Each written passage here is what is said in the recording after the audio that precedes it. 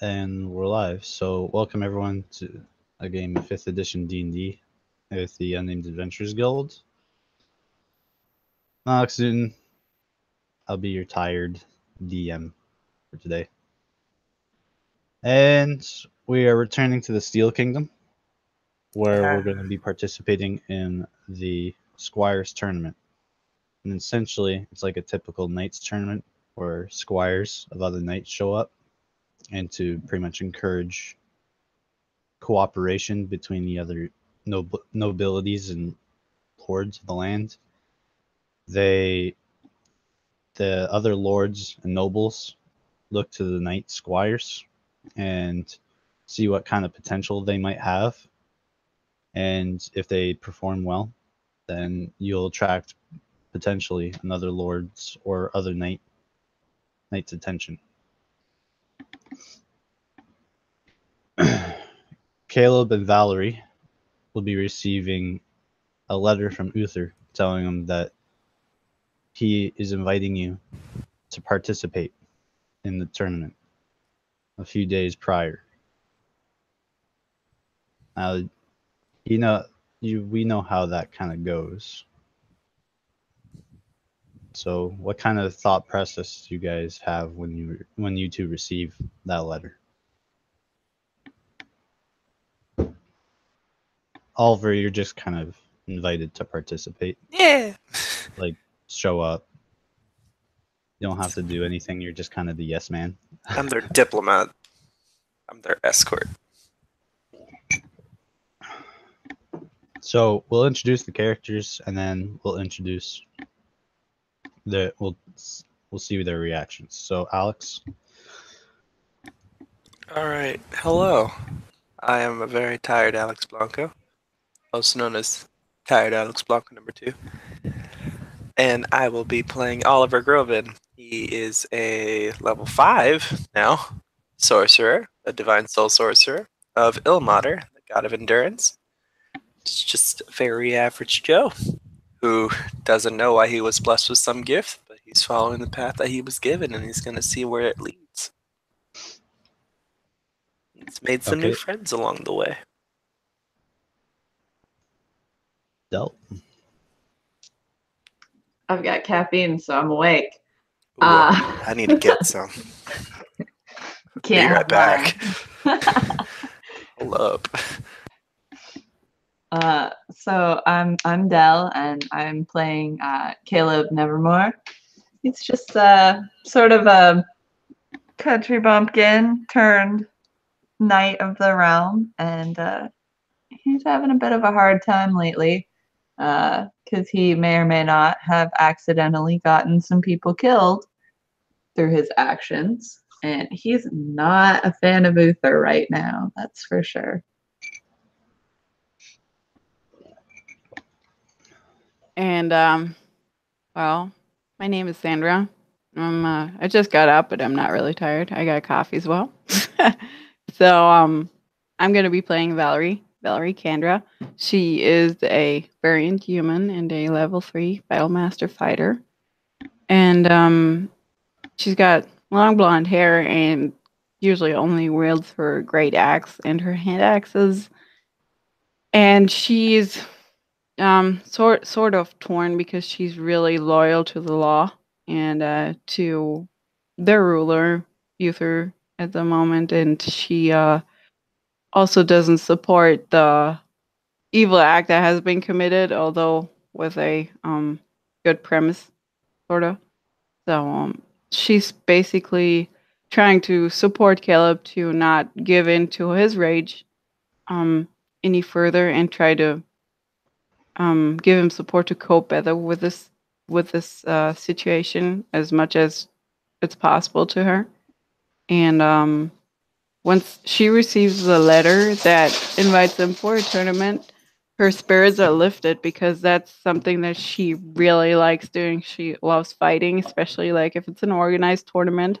Everybody agrees to the terms, and so it's just fighting for fun, basically. And she is really excited and tries to let the spark jump over to Caleb. Like, oh my God, this is a tournament. We can fight without any risks or anything. We can just be ourselves. That's so great. And that's it. Low did she know. Wow.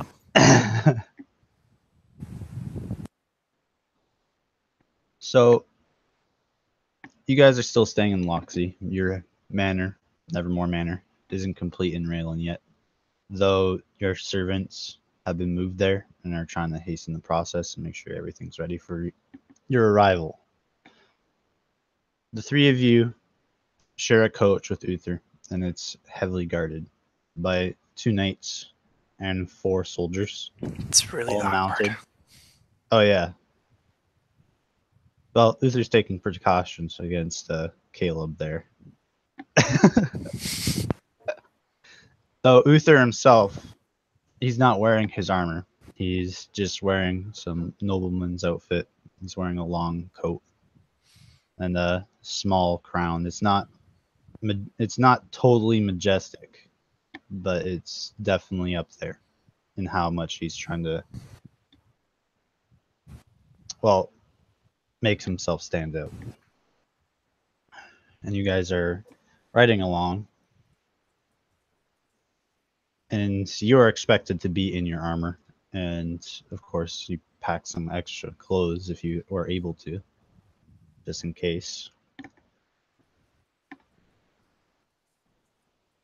And eventually you arrive at Utan about 3 days ago, which kind of catches up to today's timeline, which is actually ahead of everyone else's.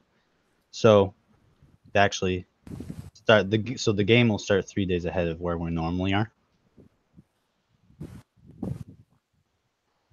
So you get to Utan and you come in through the east side, and it's this large walled city. And being, I think, I'm not sure how well traveled Oliver and Caleb are in the Steel Kingdom, but you come from Durwood, so you must have traveled through Utan at some point. So you two know this is basically the Stone City. It's much like the fort in Durwood. However, this is where everything else happens. In Durwood, it's just a giant ship, the ship checkpoint, as well as where they launch their warships to explore the Demon Sea and catch pirates. However, Utan is a large trading city, and that's where all their crafting gets done. That's where all the tournaments are held. That's where all the nobility lives. And outside of its walls is where all the farms are. The farms typically follow around the coast, and on the other side, kind of make their way to Dimwood, but they kind of stop about halfway. And some of them do go over the steel, like the hills, but it's a little less loose, and it's mostly for ranches over there because the land is not suitable for animals. And of course, as you've noticed, Cyclops can be roaming around in those hills, so they don't make too many properties out there. Eventually, you'll arrive. So you've arrived at Utan, and the steel gates and the walls, at least to Oliver, is quite impressive. The walls are thicker than anything that you've even seen, even comparable to Illumina. The walls are much higher, and they're much more. Their design seems to be more particular than anything else. The gates are reinforced with steel, made of wood, and they use large chains. So even when they put the bridge down for the moat, there's a portcullis that they have to raise on top of that. Eventually, your coach and carriage go through, and they stop the vehicle, and they say, "And Caleb, what's your uniform? Because I know you like to wear your commoner's clothes? He's actually wearing the noble's clothes that Uther gave him right now. He does have his other clothes in his bag in case he gets into fights where like he needs to not have fancy shit on, but he's wearing that and the emblems. He's not wearing the griffin emblem, but he's wearing everything else, I think. Like there's one from Pincus, and then there was one of Torm, I believe. Yeah, so you've sent your message. Uther receives it. Okay. So the coach pulls up, starts heading into the gate, and then it stops, and some soldiers from Utan open up the coach doors, and they start searching you guys. Everyone else is, the other two are reasonably dressed, even with your armor or weapons that you potentially have. They look them over, and they say, "All right, nothing to see here. Through the gates," and they let you into the city. Looking out the windows, you see a lot of stands as part of a typical marketplace. Everything, almost all of the ground is made of stone. Only small spots of land for gardens, like a small park for dogs and animals to run through. Only small pieces of land remain grass and dirt. Everything else is made of stone. The roads, the side streets, even most of the buildings are, with perhaps wooden patches in it. And you guys are going down this place. You see many inns, many taverns, though many of them belong to many of them don't belong to just independent owners. Many of them belong to small mercenary guilds or monster slayer guilds that are pretty much in the employ of the current lord.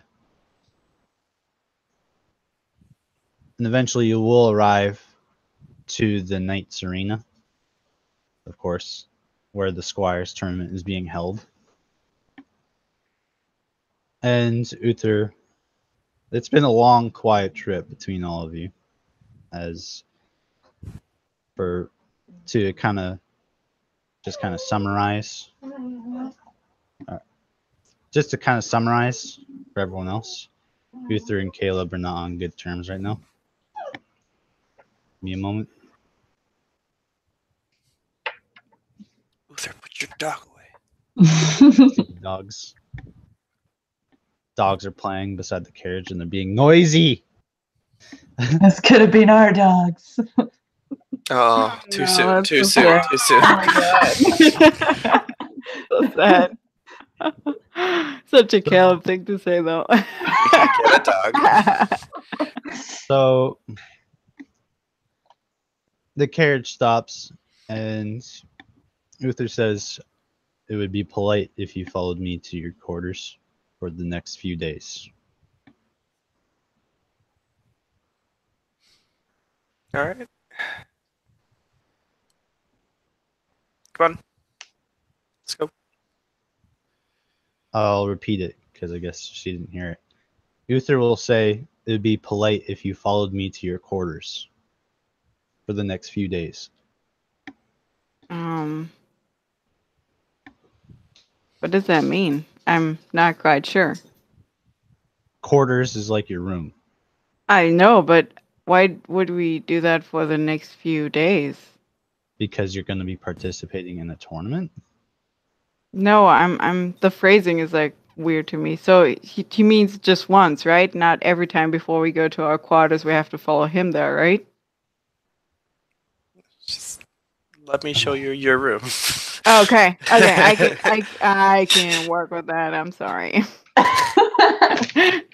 Yes, every time you want to go to your room, you have to summon Uther to go. Uther, I want to go home. It is early, okay? God You'd have damn. that awkward walk every day. I have the right to be stupid.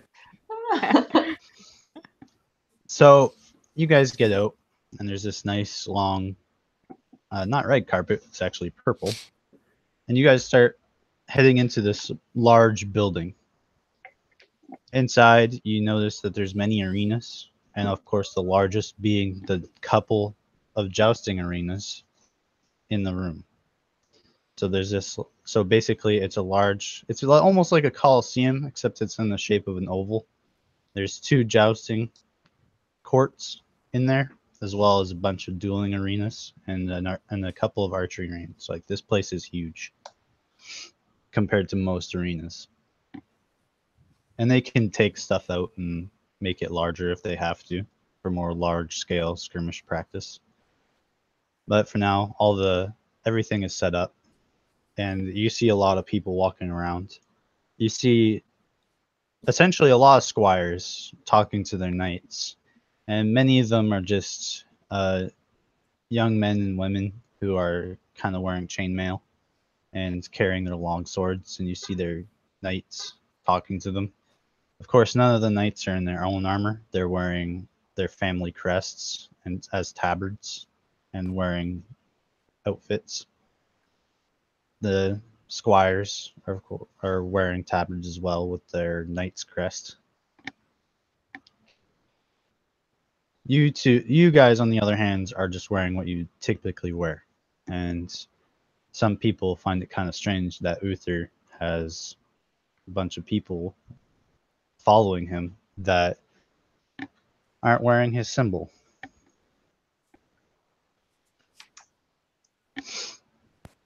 And of course, he's a little embarrassed over it. But he takes you to your quarters, and this is basically where all the knights go. And of course, he's told you that you're one of his knights, but you're obviously here. So he says, this is where you'll be staying for the time being. He says, you'll be participating in the tournaments, and of course, you will still be knights, but I just figured that this would be good practice. And you will see how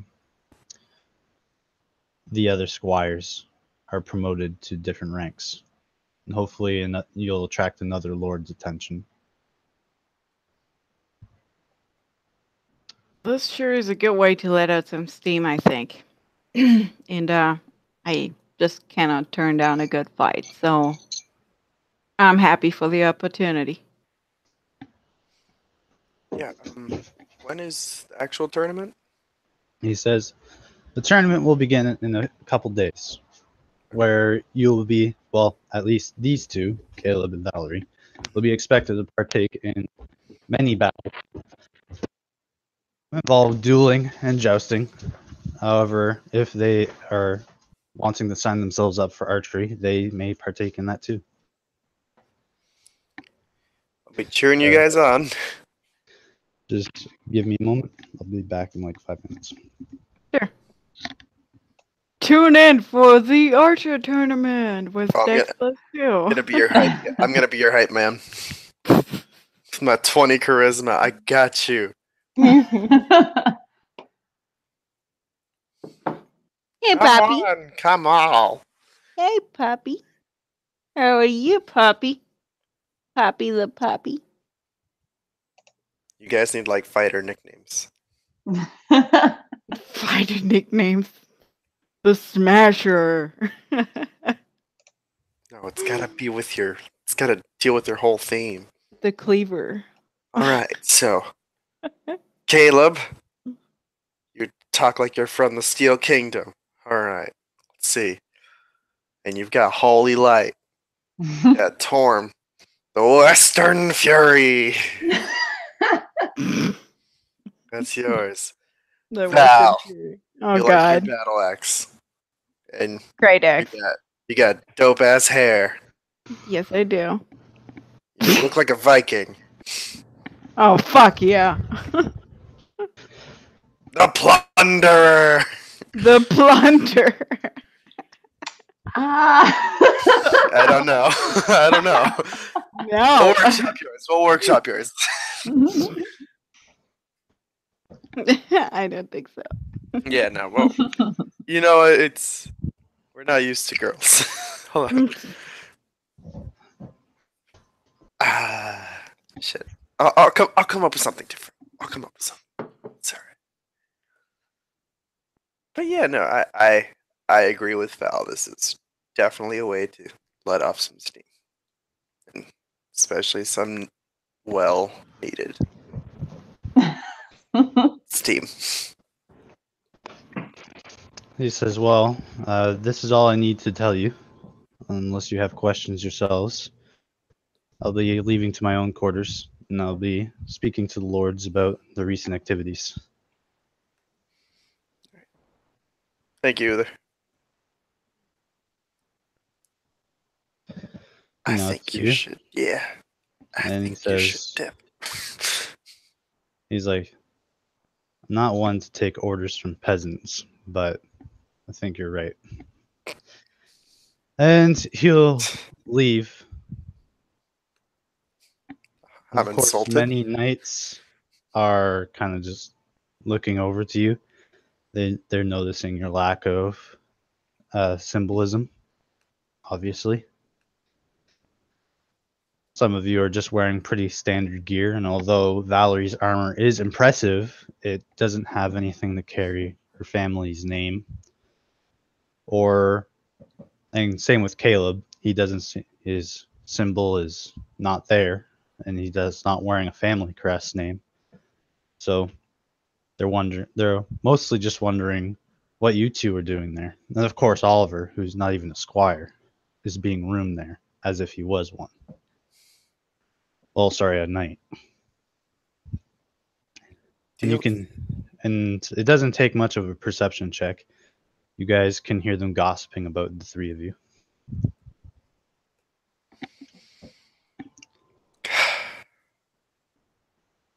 I'm gonna give them hell. If they dare to show up at the tournament, oh, I'm gonna be so happy to smash them.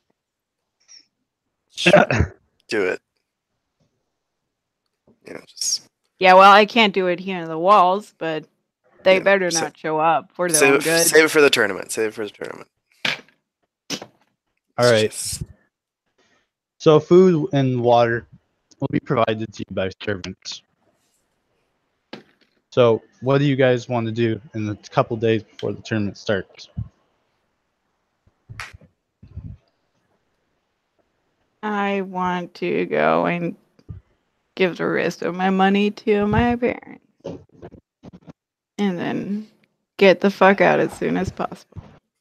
All right, so we're going to start with this shit already. Well, sorry. I mean, we can go last with this too. If anyone else has something to do, then let's go ahead. Nothing important like that. It's not important, really. It's not. Well, you mean mom and dad. Yeah, not important. So basically, you want to meet Remus family number 2. No, I don't. Fuck those guys.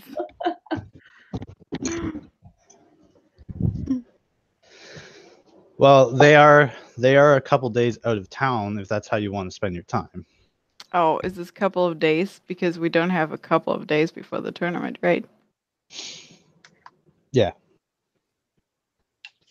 It's going really far out of your way, and you'll be late. Okay, yeah, Probably then I'm not going to do that. The tournament. No. We'll do nope. it. Pass. Yeah. All right. Anyone else? Caleb will talk to Valerie and Oliver and just be like, I am sorry for how awkward and horrible this whole trip up has been. It's my fault. I can't look at Uther the same way as I used to, and it is very hard for me to reconcile the person I thought he was and the person he showed himself to be last we encountered one another. I understand that he is still to be respected and that he is still our ruler, but I am having a difficult time, and I apologize for that, and for the fact that we are being looked at with some suspicion. I could have worn his crest. I have it, but it felt like something I would wear for somebody I respected. Don't Caleb, worry about it. Don't There's worry. absolutely no need to apologize. I mean, I'm not wearing it either. So, I wasn't even given one.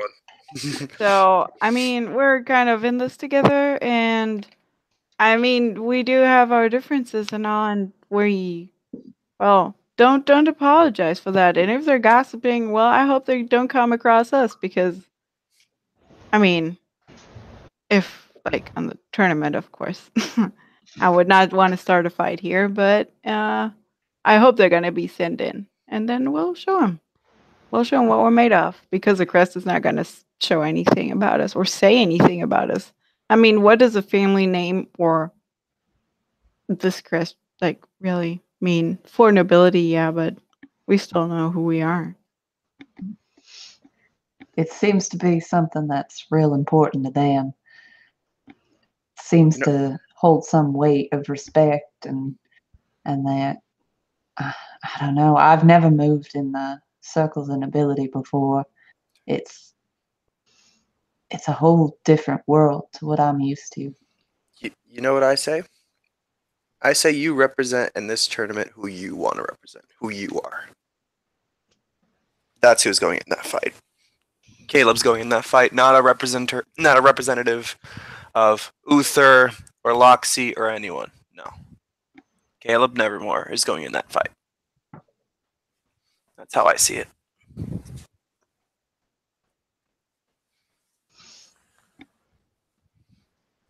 Thank you, Oliver. I appreciate those words. You guys are going in with a really modern perspective. Yeah. All right.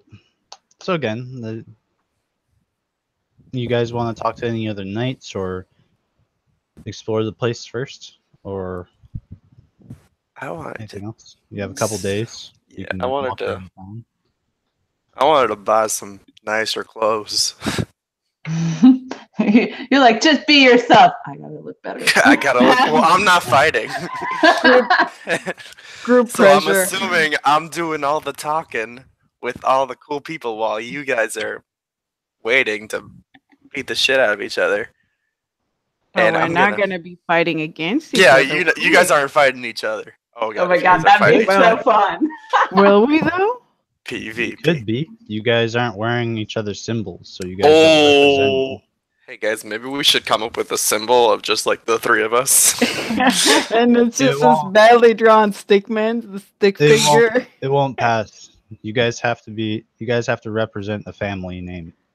Okay, hey guys, maybe we should wear Uther's thing, but we totally don't go with it. Even if you Really? guys, went with your own family name, or because they'll recognize the Nevermore family now, because they're getting a manor and you are a proper family now, and you are considered knights. You could have came in with your own family crests, but you didn't. You guys, you guys have 2 days to decide what you want to wear. But Whoops. Hey guys, I'm maybe. assuming your characters don't know that, but I'm telling you No. that right now. So if you guys can figure that out. Yeah, Uther never mentioned anything in his letter. I'm assuming, like, hey, maybe wear your crest and shit. Well, no, because he wants us to wear his. if you wear it, yeah, he wants you to wear his, but he knows you're not, so he's just gonna let you make this mistake yourself. Ass. To be fair, you guys just kind of broke into his home and called him a monster. So, Well, he kind of, just broke into someone's home and burned them down. no, he didn't. He didn't do that.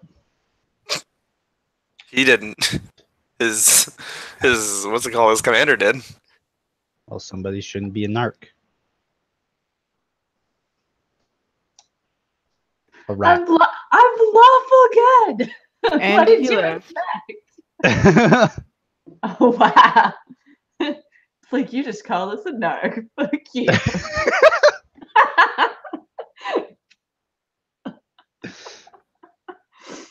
Yeah, like Valerie doesn't care too much for clothes. She will probably go by the local forge if there is one, which I'm assuming there is Oh yeah, from there's the lots. dwarves.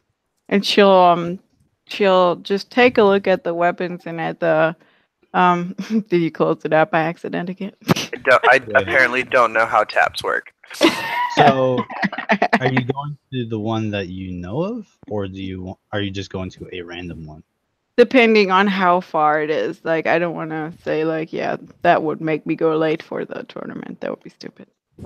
I would say that it would take you like 2 hours to get to the one that you know of. It's kind of on the edge of the town. It's kind of a shaky place. But that's where you got your weapons. You know he's a good smith. He just Well, doesn't make a lot of money because he practices the art of smithing, not monetizing his money too much. Well, What if we to have the time, she would tell the others like since we have a lot of time to kill basically that there's this smith or forge in town that she really speaks very highly of and which is where she got her axes from, like all of them, like a great axe and the hand axes, the two. And she asked if anyone wants to come along for the ride and take a look at the weapons. Not that she's going to be able to buy anything, but she just wants to say hi and take a look at the new craft. Would we know? Do we need to like provide anything for like? If you said we were doing like dueling and jousting, do we have to provide anything for ourselves for that? No. Okay, I wasn't sure if they were like, no, you need your own family crest, you need all your own weapons. Your horse? What? You No. don't have a horse for jousting? Well, you gotta run, Luther. boy. Run Luther- down the freaking line. Luther has already signed your names into the place, so into the tournament. So you guys are in the tournament regardless. Yeah. But when you join the tournament, you guys will have to present the family crest that you want to represent.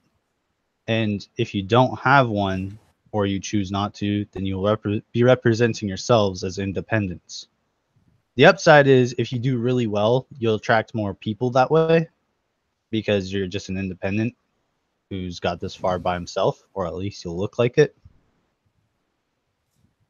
The downside is because of your specific situation, if people are looking at you as independent, but they realize you're sponsored by Uther, then they'll feel kind of cheated out. So Yeah. they might feel a little betrayed by your kind of deception, unintentional deception. And it's also a betrayal towards Uther, like as in a payback. Like, yeah, we're not gonna fight for your name, although you provide everything and took us here and all that kind of stuff. So Well, yeah. So the upside of even just representing his family is that you'll be fighting for his cause, and of course people will be attracted to you just regardless because they're going to be like, well, he's one of the biggest families in the city. will Uther let us know that how the rules with the families are? Because I don't fucking know how Well, those you have to tournaments. talk to him, but you guys are on speaking terms at the very least. Like I said, you can talk to knights, you can try to approach some of the other lords. Well, at some point during the like days that we have, Caleb is gonna find like a temple of Torm and see if he can go talk to some of the priests there. I don't know if they'd know anything about that, but he does want to basically sort of like touch base with his god and his faith and stuff like that before the Okay. tournament. They won't be able to tell you much. They're more about probably the same. The reason would be probably for them not to do this is because kind of like you, You're not really into the whole nobility thing. You're just here to support a stronger community. So they're pretty much embodying the same perspective as that. So they don't really pay attention to too much what the knights do. They know there's a tournament going on, and sometimes they watch, but it's not really high on their list of things to do. And politics is kind of out of their realm. Okay. So they'll basically tell you everything they know. It's like, well, you participate and you can earn honor and nobility there if you're allowed in, because you're not wearing your pen, so they don't assume that you're associating with any of the families right now. Yeah. So they say, assuming that they even let you participate. But I don't know what else you want us to tell you. I just wasn't. I'm not sure too much who to talk to here. I've not moved in these kind of social circles before, and so I came back to the one place where I know people and I feel like I belong more than anything else. Well, you should be able to talk to the knights or the squires or even the other lords. Like, that's what the whole tournament's about. I mean, the nobles are kind of their own community, and of course it's all political, but that's what they're there for. Are there any lords you know of that perhaps are of our particular faith? Things, lords that might be more willing to talk to me, or who might have similar ideas to myself. Okay, well, we have to know what your ideas are. I mean, if you're sharing with Torm the ideas of Torm, courage and self-sacrifice is important. I mean, I heard there was Uther. There's Dwarf Lord Rhaegar. He's a servant of Moradin. You can talk to him. And I mean, he's not really popular among the nobles, but there's the Halfling Lord. He's not really a servant of any kind, but he's in the community a lot, and he's kind of got harsh tariffs for all the land around, but he makes sure all the farms stay safe. Make sure all the soldiers go out there. And what's his name? He's the Halfling Lord David. I believe that's his name. David. Yeah, Thank you very much. Yeah, he's famous because he took down a hill giant called Goliath. Strange names, I know, but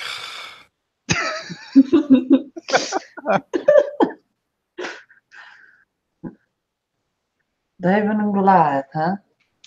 Sounds like a good story. Someone was gonna say it. took him out with a sling and a rock, a single rock. So he's got to be good at what he Kept does. catching it. That is mighty impressive. Be interesting to come up against him in a tournament. Says, well, from what I know, he's not much of a fighter. I guess it just must have been lucky hit, but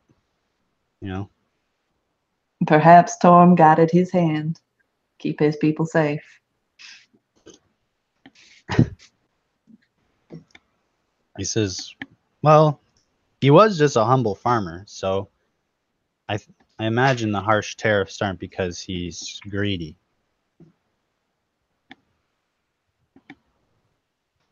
Well, I thank you wholly for your information, and I'm sorry if these questions have seemed odd. As I said, I've not run in these circles. I was very much a peasant, and before I found Torm and was sort of accepted around here. And now there's a lot of different things going on in my life that I'm not really prepared for, you know? Well, that's the path that some people must walk. But you must remember the reason you serve Torm. You have to have the courage to be able to walk where others can't. Yeah, it's not always easy, but it is what's right.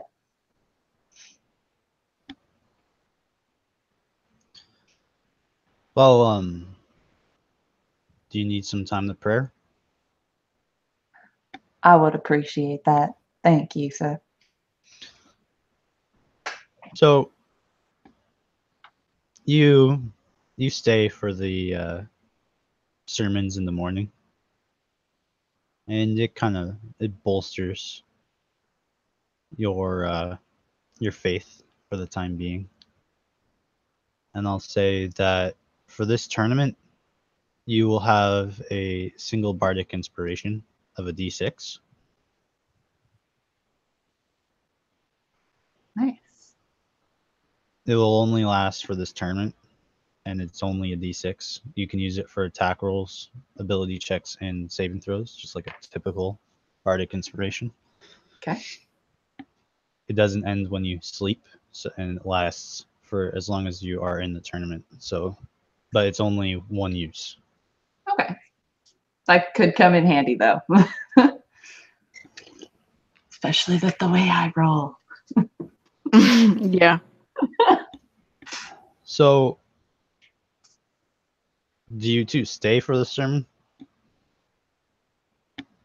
I'm not too worried about it. I like to not split the tiny group, so sure, she's not really super religious or anything, or believes like in any particular god or serves someone, so she'll just stick around for the party's sake. Okay. Again, If you guys have lots of time. There's 2 days before the tournament starts. Yeah. So you guys stay there for a couple hours. Mhm. And it seems that the sermon is actually doing Caleb a lot of good.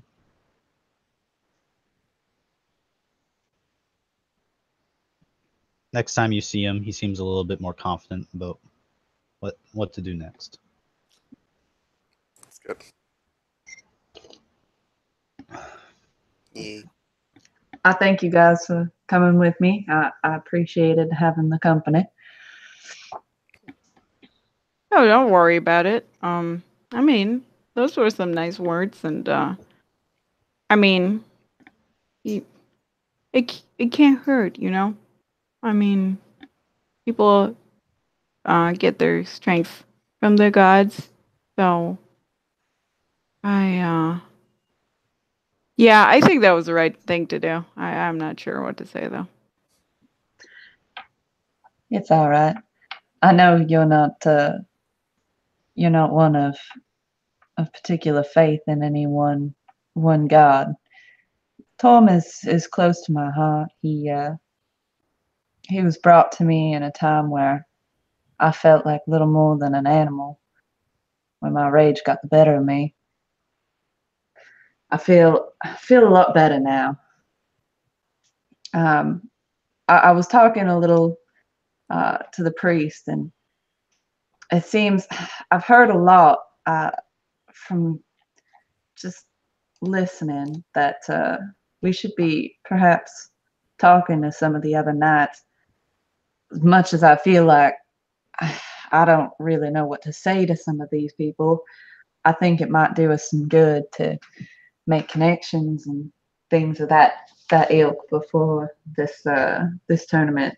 I was given a couple of names of people.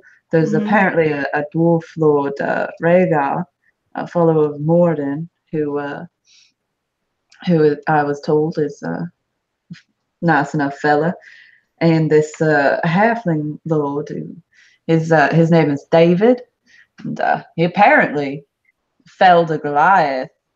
Well, half giant named Goliath with a single stone. It was pretty good story. That sounds impressive. Yeah. I've heard better. But I mean, like, if we're talking to the knights, I can guarantee you those better not be the ones that were talking shit about us, because then I will not be able to make any other connection than my axe to their face. So Okay, I but should you know, probably not be talking. They weren't talking shit. They were just wondering who you belong to. Yeah, but they were gossiping. That's That gossiping. hurts. Yeah, that hurts. That hurts my feels. It still hurts. If anyone says her name, she's just like, ugh. My name's Rage monster. spoken. I thought I was the one with unchecked aggression. Oh no, but I mean, they started to pick a fight, by talking about us in this way. They did. So I mean, to be fair, we are kind of the odd ones out. can I please have my moment, for fuck's sakes? I'm sorry, Val. I'm sorry, but No, it's fine. It's fine. Yeah, you're right. You're right. But still, I think I should not be talking. Well, a lot of times people just gossip and talk because they don't know a person. Maybe if they got to know us, they wouldn't talk about us like that. I mean, granted, we just got to be careful what we say in these situations. If we say anything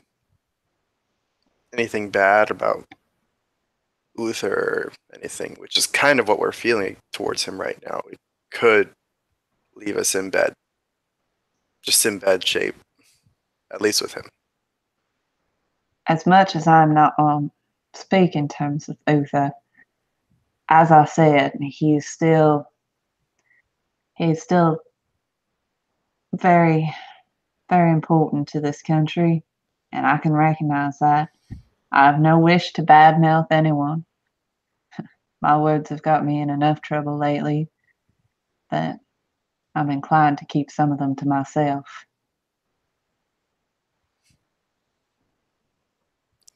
Well, I mean, we still got one more day. Let's go talk to some knights, see if there's any interesting lords that might catch our attention, and we'll go from there, and we'll see how we're gonna do it.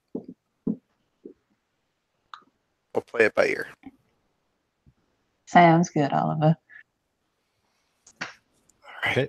Now I'm gonna get close. All right. So the sermon's over, and you guys spend a little bit talking about this. What do you guys do next? Shopping montage by myself, cause you guys don't need fucking clothes. Okay. So are you going to bother getting fitted, or are you just going to buy standard? Let's get fitted. Why not? Okay. Fuck it. Get fit. I got the gold for it. So I'll just say that you spend about 15 gold to get yourself some new custom clothes. Go ahead and find yourself a new picture. It's a lot. Oh, damn it. It's a lot less than I thought it'd be. Well, Noble's clothes is like 10 gold. Unless you're going like all out and you're getting the fur and the... Yeah, The he gold wouldn't be trims. that ostentatious now. Okay, and then I would probably return back to our living quarters, and I would probably go try and talk to some of the knights that are there, or the squires. Just Okay. gather what I can about them.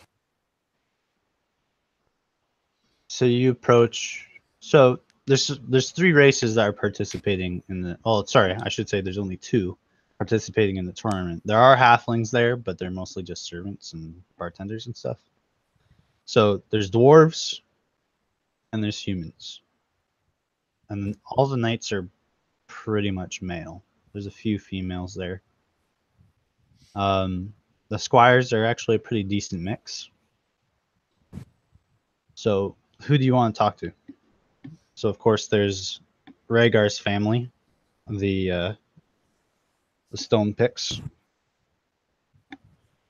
And then there's Uther's family, the Pendragons.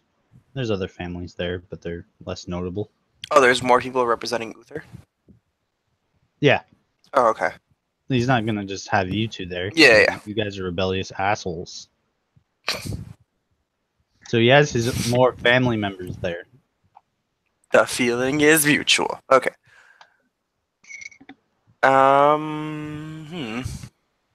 Let's go talk to Rhaegar's family, see how the hell that goes. I speak Dwarvish, why not?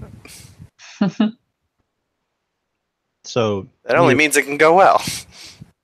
you approach one of them, and he says, "Hey, lad, what brings you over here?" Nothing. It's just the excitement of the tournament gets me all antsy. Kind of want to see what every family's bringing to the table. Sorry, I didn't introduce myself. My name's Oliver Grove, and I'm a representative of Loxy and Uther Pendragon. Ah, so you're not actually participating then? Oh, no. I'm not as Well, tough. Uther is here, so who are you representing? That's a tricky subject, but for now, let's say Uther. Well, you better start discussing with him, because I'm pretty sure he's confident in representing himself. Yeah, no. He kind of says, if that's what you're doing, he gestures to where all the other lords are sitting, and he's in the circle talking to several other lords already. So he says, if that's your job, you better get up there, or you're looking pretty bad. Okay. Good to know. I'll do that. Good day. He'll awkwardly bow and start joining that. He doesn't know who you are, and you haven't really sold him on who you are, so he just kind of gives you this, he just puts his hand in front of you and gives you a half bow, but you're not you don't know the Steel Kingdom too well, but it's kind of just feels half-assed, like he's not respecting you very much. That's okay. Not offended. And I will join that group of lords. See how the fuck that's gonna turn out. Okay, so you walk over to the circle of lords, and many of them are humans. The three that you've talked to, that you know about, though, they're there. So there's David is there, and he's kind of in his chair already, and the other lords are kind of standing around him. And Uther's there, and Rhaegar, the dwarf lord's there. They're all in a circle, and they're talking to each other. And as you get close, they seem to be addressing David's concerns, like, oh, well, the farmland's been having some difficulties, and unfortunately, with the recent deaths of the Cyclops, the animals have been moving around a lot. Mind sending in some cavalry members around for a change, rather than just sending the footmen? And Uther says, of course.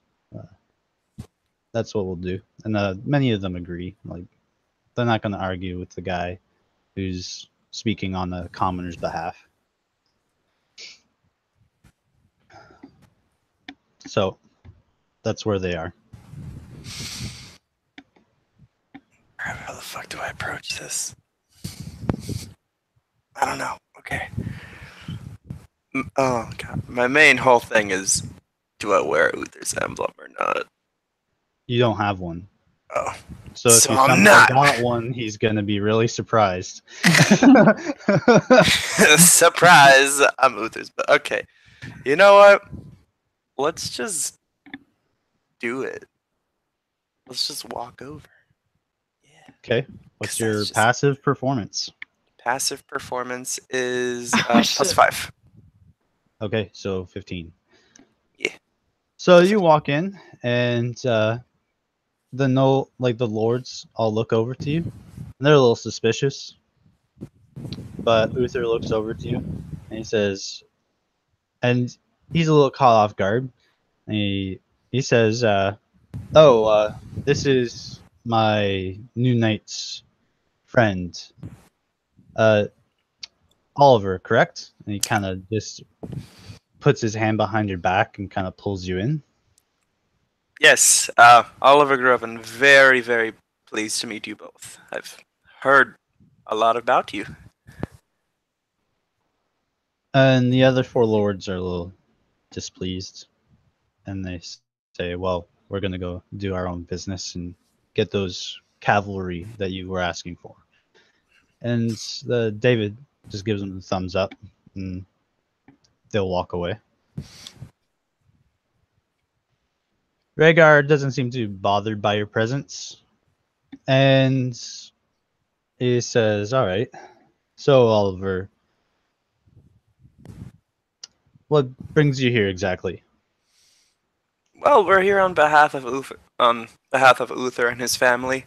But most likely for this tournament, I've got a couple friends that are going to be competing, and I'm pretty confident in their abilities. I'm pretty sure you will all be quite impressed.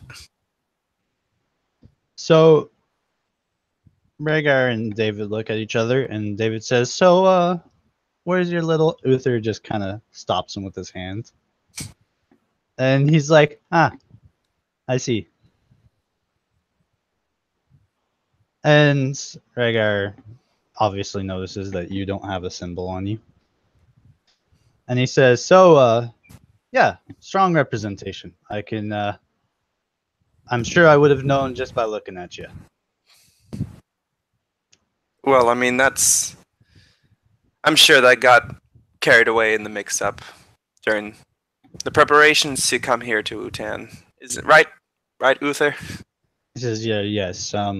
I'm sure I have a servant that has much explaining to do." He's looking a little embarrassed now. No, but don't worry. These things just tend to fix themselves, right? He says, "Yes. I'll be sure to get one of them to get you one." Thank you very much.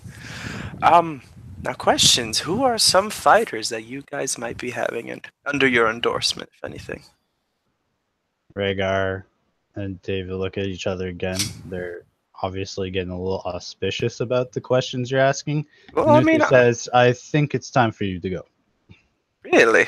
Okay. And he said, he kind of just sends you away.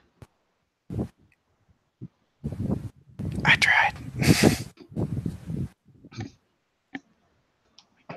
You have a good day. Yes, thank you. Goodbye. Well, Oliver, So how did it go? Yeah, you leave their sight, and they continue discussing things. That was fucking bad. What happened? Well, I got to talk with the three of them. Kind of embarrassed Uther in his face. What? So I'm probably not gonna be on good terms with him. Well, welcome to the club. Great. Okay. You're in great company. I thought I could talk my way through it. It didn't work. Yeah, no. Okay, I'm just gonna stand over here. I need my own business. I may or may not be getting an emblem of Uther Simple, by the way. So I Probably not. probably not. No, he's just saying that for the sake of saying it in front of friends or competitor, whatever the fuck he's got. So I'm wondering who we're gonna fight. Maybe we can take a look around and talk to like some people that are standing around. God damn it! What? Alex Okay. wants us to fight. No. What? No. Why not? Of course you'd be curious. We're not nobles. We don't know how this shit works.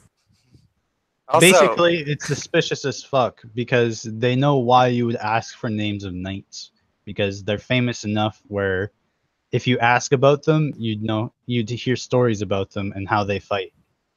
So it's basically if you're walking around at night with walking around asking for names of knights and how they basically you get an insight of how the Squires fight because they'll fight in the same way.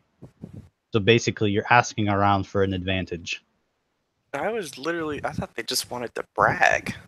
No, It's like, oh, well, my fighter does this, and oh, mine. no, they want to. That's not like they'll do that sort of thing later, but this is a tournament. They want their knights, well, their squires, to have the best chance of winning possible. Gah. So this tournament must be pretty high stakes then, if Well, they're again- that concerned with it. Well, again, it's not a matter of they're concerned that there's going to be cheaters. There will be if they just start handing out free information. No, But they no, want but to- like, But they want an equal playing field. yeah. Because the squires are pretty much on the same boat as you guys. They aren't in the politics either. So basically, the knights and the nobles are looking out for the squires who don't really know what they're getting into.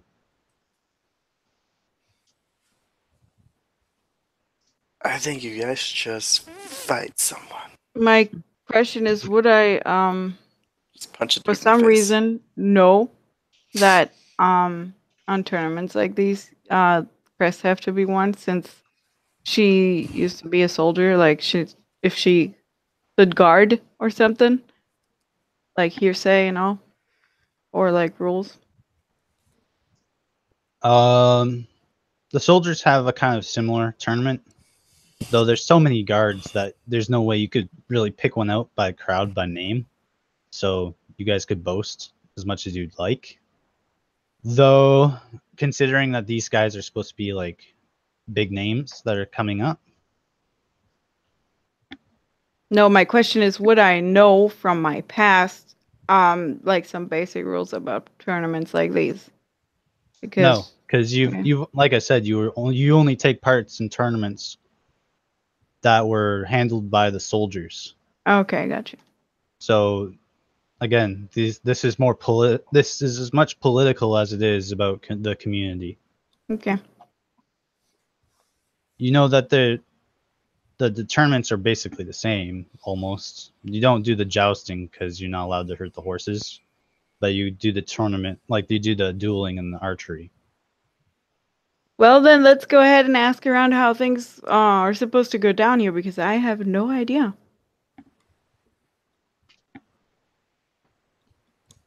So, is there any person that would be like running into us? Because then she would probably ask them if they're not too busy. The only people that are really walking around are the servants. The knights are pep talking their servants, like their squires. Well, that's fair enough. We'll ask a servant.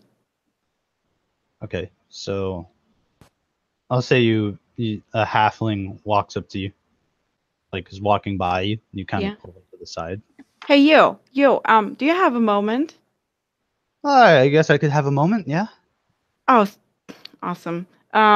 So we're basically new here, and we weren't really told a lot about these tournaments, and this is really like all new. And you seem like a really experienced fellow that has done this before. Could you like tell us more about like kind of the rules of the tournament or how things are supposed to get down? Because we kind of got thrown into here. Well, I mean, I'm just a servant, but I can tell you that I can tell you how they're done in general, but you'll find out before the tournament starts. Is there going to be a public announcement or something? Yeah. Okay. The lords and by the lords will kind of announce everyone and gather everyone, and then I think it's Uther himself who will be speaking about how the rules are handled. So, I noticed that people are like kind of they mentioned that we're not like wearing those pins. Is that a big deal here? Oh, yes, this is very important. It's a very big deal. what is it? What is that like? Why is it such a big deal? Like, what does it mean? Like wearing these, not wearing these? I mean, you see, we don't have these right now. We do. I mean, we have them, but we don't. We're not wearing them right now. It's a mark of respect and honor for the most part. The knights wear it because it symbolizes who they're loyal to. And of course, none of these knights would be here without some sort of endorsement or another. And so they wear the symbols, not because they have to, but because they're honoring the family that got them in there. So it's important because it also, for more of the tournament itself, it shows you who you don't have to go up against. Independents have to go into the tournament fighting everyone, so they already have slim odds of winning, and that's a lot of. And he shows you around, and there's got to be at least like 100 squires in here, just in your side alone. And he's like, that's a lot of bodies to just be fighting through. And of course, the families have their set amount, and if you're wearing the family crest, yeah, you gotta still. I mean, there's still a lot of them you have to go through, but at least it's not your own family. Oh, wow. Would that mean that we might be fighting against each other? He says if you don't put that bloody symbol on you, because I mean, you have 2 days to decide if that's what you're going to do, but if you don't and you show up, then you'll be marked as an independent when you sign up. Is there anything else we should know about this tournament? I mean, like ceremony. When will this speech take place? Well, I mean, you're a smart little fellow. You realize we're kind of outsiders. We haven't done this kind of stuff before. I mean, fighting I can, but this is a whole new level for me and my friends. Well, I'll tell you that I can't really tell you much about what's going to happen. I mean, I helped set the place up, but what can I tell you? For the most part, it's just a tournament for the Squires, and of course, many of these families are independent, and in one way or the other, this is kind of just a kind of team swapping exercise, so to speak. You're part of one family for now, but if you like, you could switch for another nobility if you prefer. Oh, okay. So this is like, okay, like a sports event. Kinda. I mean, it's always kind of a sports event between the knights, and it's public, and it will be open to the public when the tournament's getting ready to start. But what's in it for the winner? Like the winning family. The winning family, of course, is obviously kind of crowned the winner of the tournament. Though this is between the squires, so it doesn't mean as much when the knights do it. But the winner is mostly recognized as the strongest squire among the bunch, and of course draws the most attention from all the nobles. It might be taken over. I understand. Well, that will do for now. I don't know. Do you want money for this information? I don't know what. I don't even know if that is appropriate anymore. If it was outside. He says if you tell anybody that they're going to pay them for this kind of stuff, then you're going to get me, well, thrown in jail. No, I don't want that. So thank you for explaining some basic rules to us. And I never talked to you. No, you can ask for this information, but if you're going to bribe me, that's a different thing. Well then, don't take my money, but my good spirit and my many thanks. Says, Jesus Christ, you're crazy. Who is this god you speak of? He just walks away. He's like, Jesus. Wait until you see me fight. We're doing great so far, guys. Yeah, right. We're doing so great. Well, at least we got some information. Everyone loves us. Right. Which is the outcasts, the fucking abominations from outside.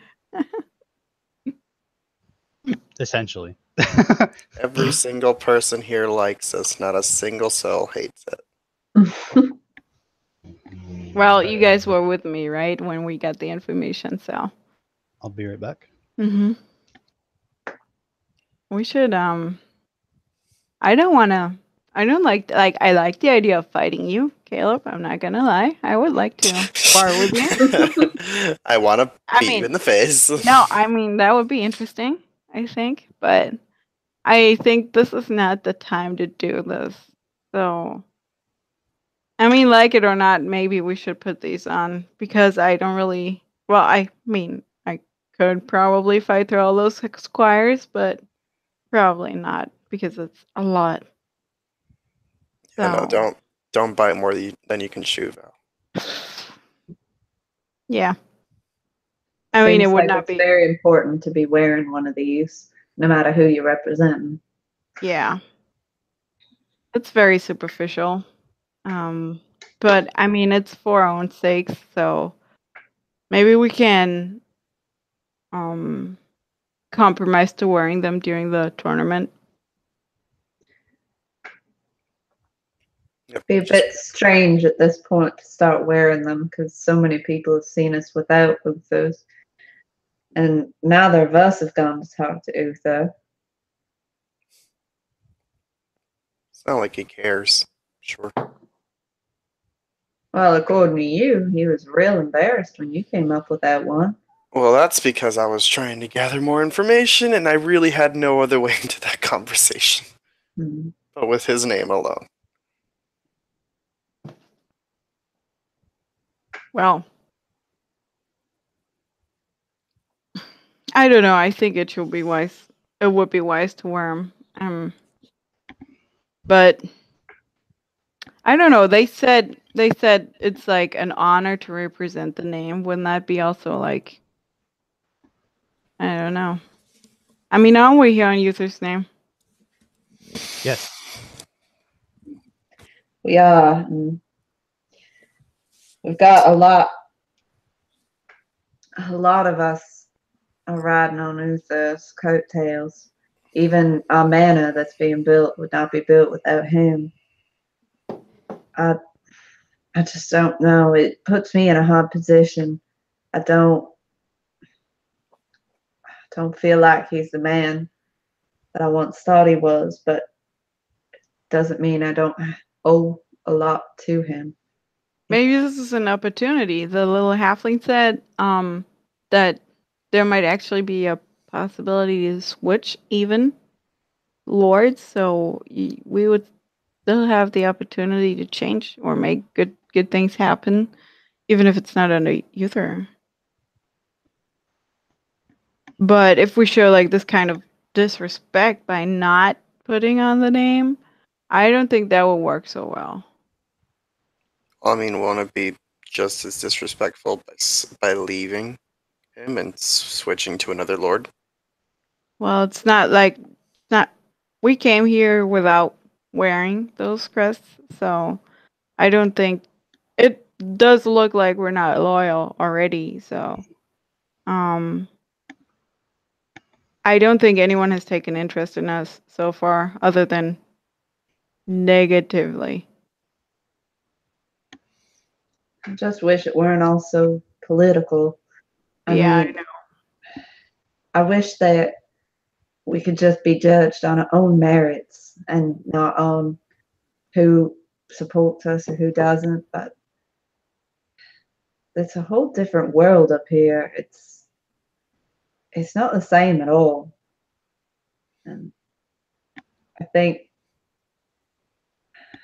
you lot may be right that we have to at least give Uther his due respect for what he has done for us before we can strike out on our own. Maybe next time we come to this tournament, we come bearing our own crest. We come representing our own rights, and we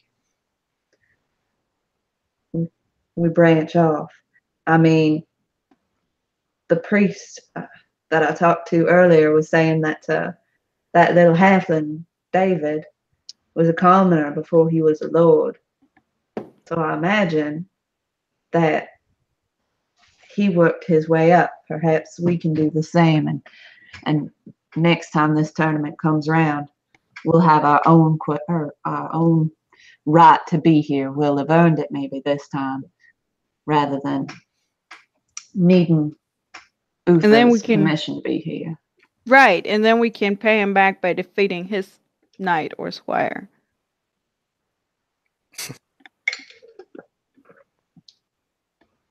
Kind of. Sounds like a good idea. It's a long-term plan, but I like it. Yeah. Roll me a perception check. Oh. Because we're just out in the Oh, hall yeah. doing this? No. Okay. Oh! All of us? Okay. Nat 20! So 21! Nice. 13. Dirty 20. 13! Hey! Hey, I see something. Sandra sees something. We don't. So you two are. So I'll say that you two are talking, and you two are facing the Lord's kind of balcony through a window, and you see, and Valerie's got her back turned, so she doesn't really notice. But the servant that she asked to come talk to her, the servant walks up to Uther and David and Rhaegar, and shit. he kind of curtsies, and he starts telling them stuff. And then the other three, and then they start talking for a moment, and then Rhaegar pats his chest, and then Rhaegar and the servant start walking from where the servant came from. And Uther seems to be talking to David by himself now. I wonder what that's all about. What? I mean, That- you just. Well, that What? little servant that you were just talking to just went up to Uther, and I believe that's David, and I'm thinking that dwarf might be Rhaegar, and that Rhaegar and the servant just went off together. I don't know. It just struck me as a little odd. Do you think he might have, like, spread bad rumors about us? Or, like, told them? Did I do something bad? I don't I think don't so. even know. I don't even know how this works in this place. We were just seeking to cure our own ignorance in regards to this tournament. I don't think there's anything wrong about that necessarily, but I don't know. Plus the rules are pretty much known to everyone, but I mean, we did not talk a whole lot to Uther about this. Yeah. You had 3 days to talk to him about it. Well, sorry, we're pissy. The whole party. Well, I mean, I didn't. he should have known, at least on my part, that I wasn't going to be a chatty Cathy. I didn't know. Chatty Yeah. Caleb. Well, can we talk to Uther then? Well, as you guys are discussing what your next move is, you hear Rhaegar's voice say, "Is that them?" And the servant says, "Aye, yeah." And this large dwarf approaches you. He says, "So you three must be the one that Uther has claimed as his sort of protege, so to speak." And he'll look the two of you over, and he says, "Aye, it's not a good start, not even wearing his mark. And you, not even wearing his emblem. Thought you went and got one already." Well, you know, it's been, what, a couple of minutes? He says he's got them on a stock somewhere. He's got a lot of servants who keep losing them. Could have just asked one of them. It's a fair point. You got me there. He says, not to mention that you kind of embarrassed him up there. Yeah, let's not talk about that. He says, I won't talk about the fact that you claim to be his representative when it isn't even the case. You could be in jail right now. Well, all right. I think that it is probably pretty clear that we are very new in these circles. We are here by the grace of Uth Pendragon, but we've not had it explained to us exactly what is expected of us, and so we've just been seeking out information. We will remedy the emblem situation. I have mine. I wasn't aware of how big a deal it was, and I apologize for any offense that I may have caused inadvertently, and I apologize for any of my friends' offense. We just, as I said, I think it's All pretty right, clear I've we heard are new. enough. Stop suckling at my teeth. I don't understand why he's so worried about you two. You don't even know what you're doing here. All right, let me walk with me, and I'll tell you what it means to be up here among the rest of us. And I'll show you. I'll show you something. And he takes you outside of the kind of tournament hall, and you can see him heading to one of the scout towers in the middle of the town. And he says, as you probably know, many of us lords are up here not because we're particularly great at our jobs. We're here because we were the best at men at arms that we could possibly be.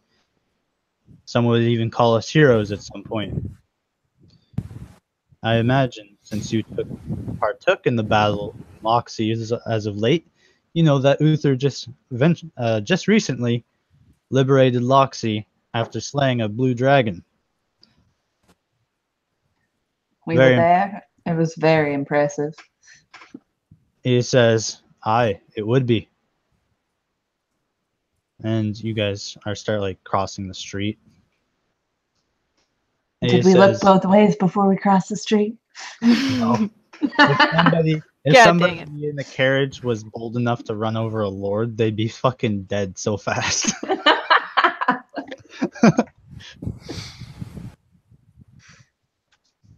So you guys are kind of heading down you cross the main road and head down this other street, heading towards the scout tower.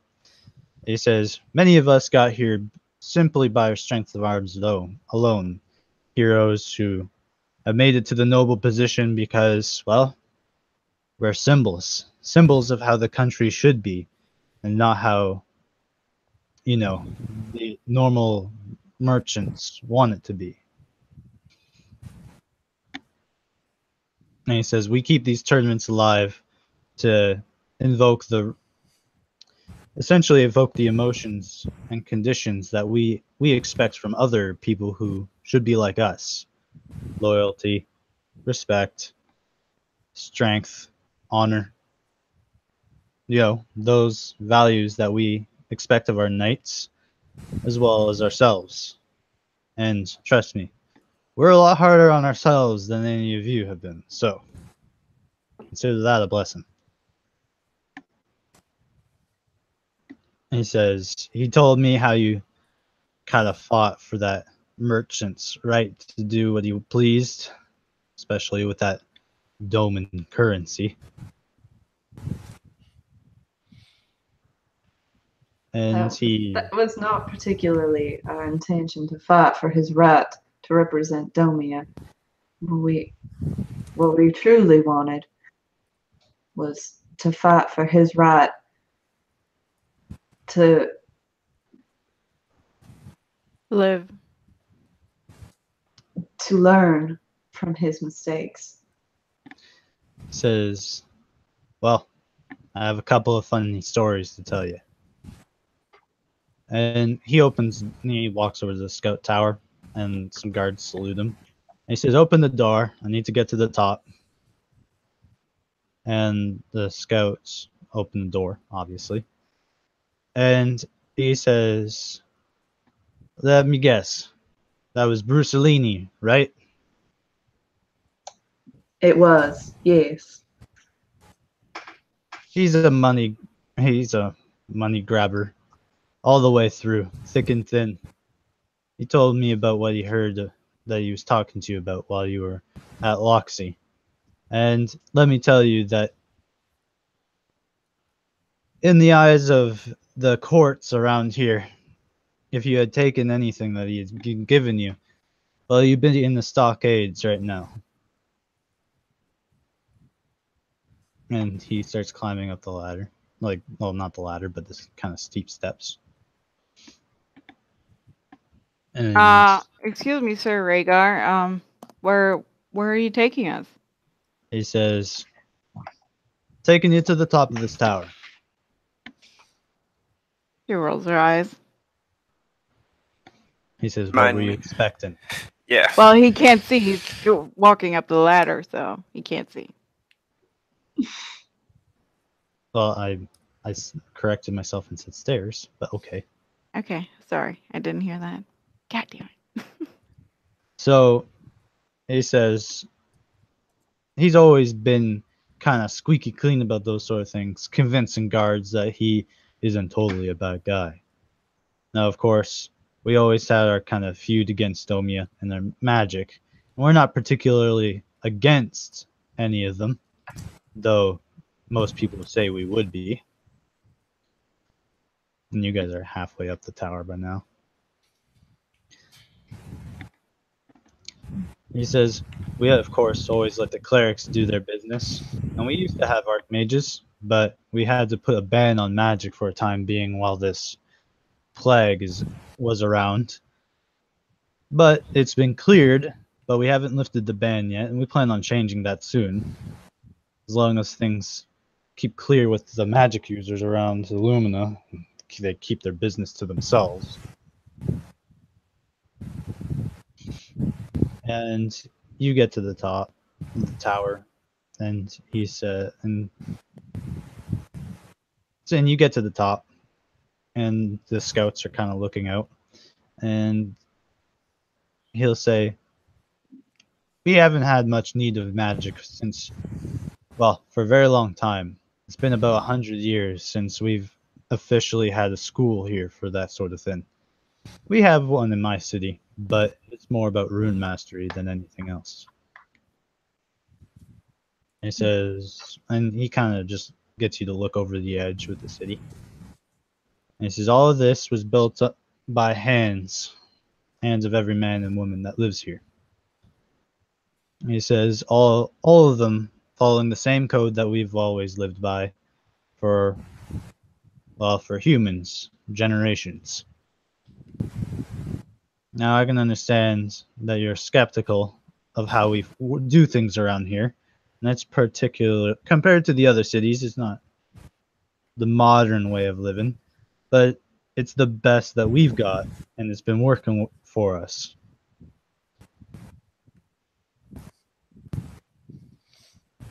And he looks at two scouts and he says, "Hey, you three, why don't you go on break? I'll tell you when you can come back up."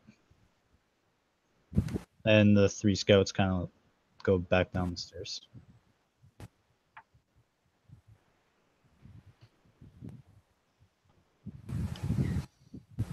Well, there's a lot that can be accomplished with hard work and with a man or woman's hands, and this city proves it. It's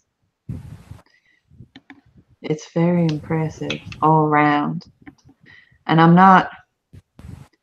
there's so many things that I love about this country.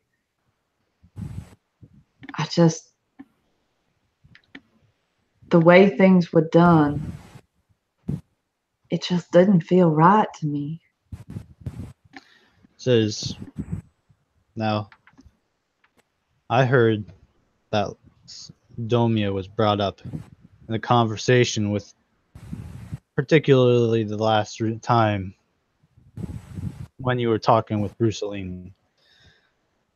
And let me paint you a picture. Look over the edge. He's gonna push us off. Sure, I look over the edge. Yeah, it's cold-blooded murder. Yeah. I'm just waiting for it and be like, "Fuck Yep. you disrespected us." Yep. Yep. You tried to cheat. Go. Cheaters die. So you start looking over the edge. He says, picture this place about 50 years ago. Back then, we didn't have that many rules against magic. We even let the Domans in here from time to time. They showed how useful they were to us, and we were accepting of them. But we obviously kept our eye on them. Eventually, they did some things that wronged us. As you found out, we don't particularly ask about other people's way of living or what they do. And in the politics of the way that we do things, we respect family above all else. You respect other people's families, you respect your family, you'll get by just fine in the politics around here. But they didn't do that, and they expected us to change, just kind of like how you did. We got suspicious of them. We told them to leave, and they can take their gold back with them. Only a year later, we ended up having a war with them. Now, it was a very quiet war, which was very suspicious to us.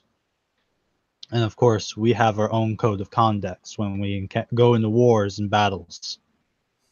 Women and children are to be left alone, and any man carrying a weapon is considered a threat to be taken down in the act of war. It's a shame that the Domans didn't do the same that we would have gave to them. They snuck into our castles and our homes with using their magic to make themselves unseen. And next thing we knew, there was beasts, wild creatures, some made of complete fire, stone, water, lightning, just walking around these streets, bursting out of homes, slaughtering everyone that they could see. All the buildings, fire, across the whole city. Balls of fire being launched from the walls, as we thought we had guards up there. Turns out it was just more Domans. In the end, we managed to discover who they were. Thank God we had archmages of our own at the time who were loyal to us.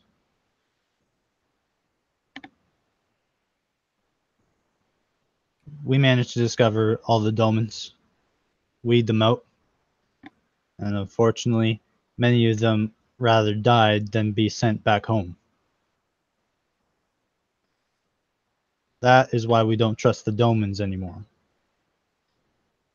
Because they're sneaky, they're conniving. They'll do whatever it takes to get the upper hand on you.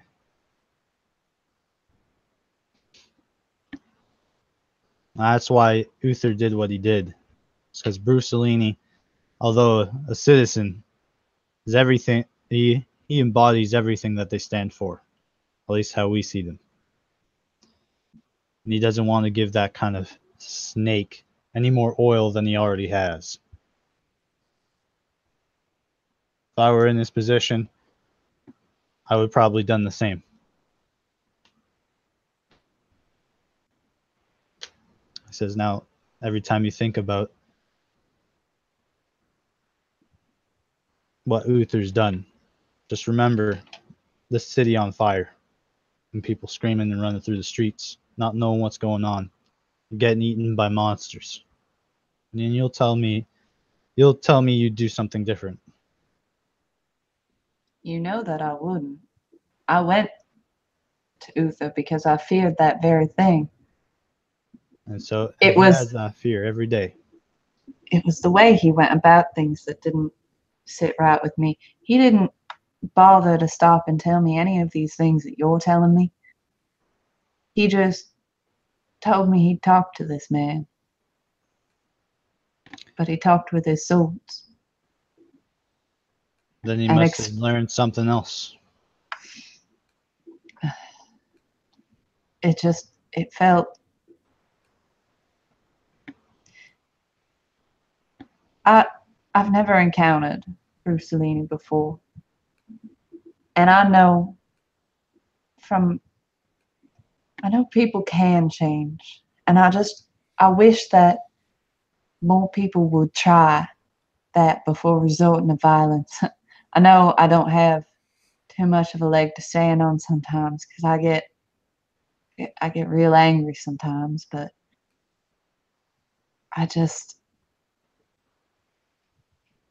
those deaths are on my hands as much as they are on Uther's. And I wish that I was given a choice or more information or something that I could have perhaps done something else, done something a little bit different so that perhaps these men might not have reached the terrible end that they had, and perhaps we might have been able to find a solution that allowed everyone to live. I knew those animals were dangerous. I had no intention of letting him continue with his experiments, no matter what. It had proven too dangerous already, and messing with nature like that, it's against the God's way. It's a tough world and a tough choice, and you seem like a man who knows about that kind of thing, and I feel like you would understand why I'm in my current situation with Uther. As I said, if things had have been done differently or even explained differently to me, I don't think I'd feel such resentment. But as I said, I did not come here to cause any offense. I'm new to these political maneuverings. I needed Uther to know that I was not happy with what had happened and that I couldn't just accept it outright. Well, trust me, he's got that message loud and clear. And you think that servant was the only one telling us asking who the hell you were? Well, I'll have you know right now, I wasn't here when that attack happened on Newton with the monsters and the fire. I was up in the north, in the mountains where my house resides. However, Uther was here. His family actually lives here. So, yeah, he's a little more personally attached to the war against Domia and the attack that happened here.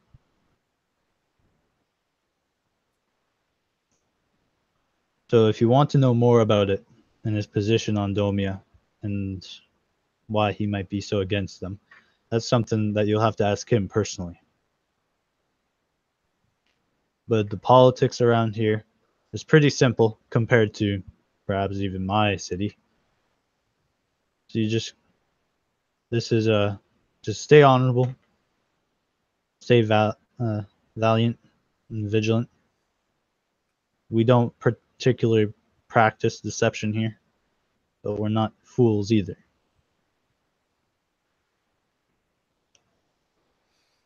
Asking around about the other knights is not particularly a wise idea, especially when the tournament's getting started. You can ask about them all you want outside the tournament, but inside of one, it's suspicious. I understand. It wasn't our intention to cheat or to scope out the competition in that way. I think my companions and I just wanted to know a little more about the tournament and thought who better to ask than a Yeah. knight who was in it or who had been in it. That sort of thing. Also because we're there's a little tension on from our side, so we kind of sought the information from other places, and we're really new to being in this very position and to like how things are handled from this point of view, and we just try to get some more information regarding the rules also about this tournament, and um we just made it work the way we saw fit since we didn't know how else to deal with it. He says, well, first thing you do is you put on your damn symbols. Because you're looking awfully suspicious walking around without them. He says, he's not asking that you join his cause or fight for him. At least, yeah, she has a symbol of the Pendragon. And he says, you don't exactly have to fight for his cause. At least, from what he says, you don't have to. He says, and it's from the way he talks about you, it sounds like you don't like him too much, which is fair enough, considering what you just told me. That's probably why he actually has you here and now.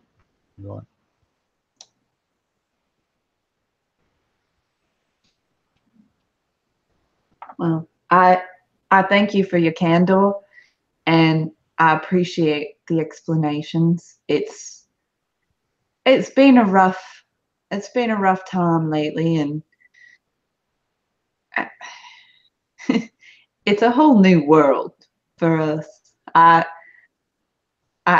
I'm sure you don't know too much about me, just as I don't know too much about you, but I was born a commoner, and I I was in the priesthood for a while, and now to suddenly be a knight, it's it's a bit of a jump. Well, let me tell you something about us lords. We're not truly against each other. Not in the same sense that you would see an enemy. We spend most of our time together, sure. We end up going to meetings, and it's important, and we talk on behalf of our cities and our lands and what exactly we're doing. But for the most part, we're not looking to fight each other. So, and of course, we could if we really wanted to, but it's exhausting, I'll tell you. Talking to you young lords is like trying to fight a bull. Exhausting, it's tiring, and we eventually put them in their pens, but it takes a lot out of us. It's not exactly like we're trying to fight you. We're all here fighting for the same cause. You just have different reasons for it. Above all else, I just want you to know all I want to do is protect the people of this country. Well, I'm glad we're on the same page then. But just remember, the world ain't so squeaky clean. Sometimes you can get away with just doing the right thing if you wishing to protect the people. But sometimes you just get into that position where the only thing that's left to do is the wrong thing. And it's not always pretty. It's sometimes you have to declare war on the people that you don't let that are a threat to you, even if it means you might be doing the wrong thing. We've all been there, and we're hoping that you don't have to be put in that situation. But for now, just put your symbols on, keep your heads down, fight for whoever you wish to fight for. But remember who got you here.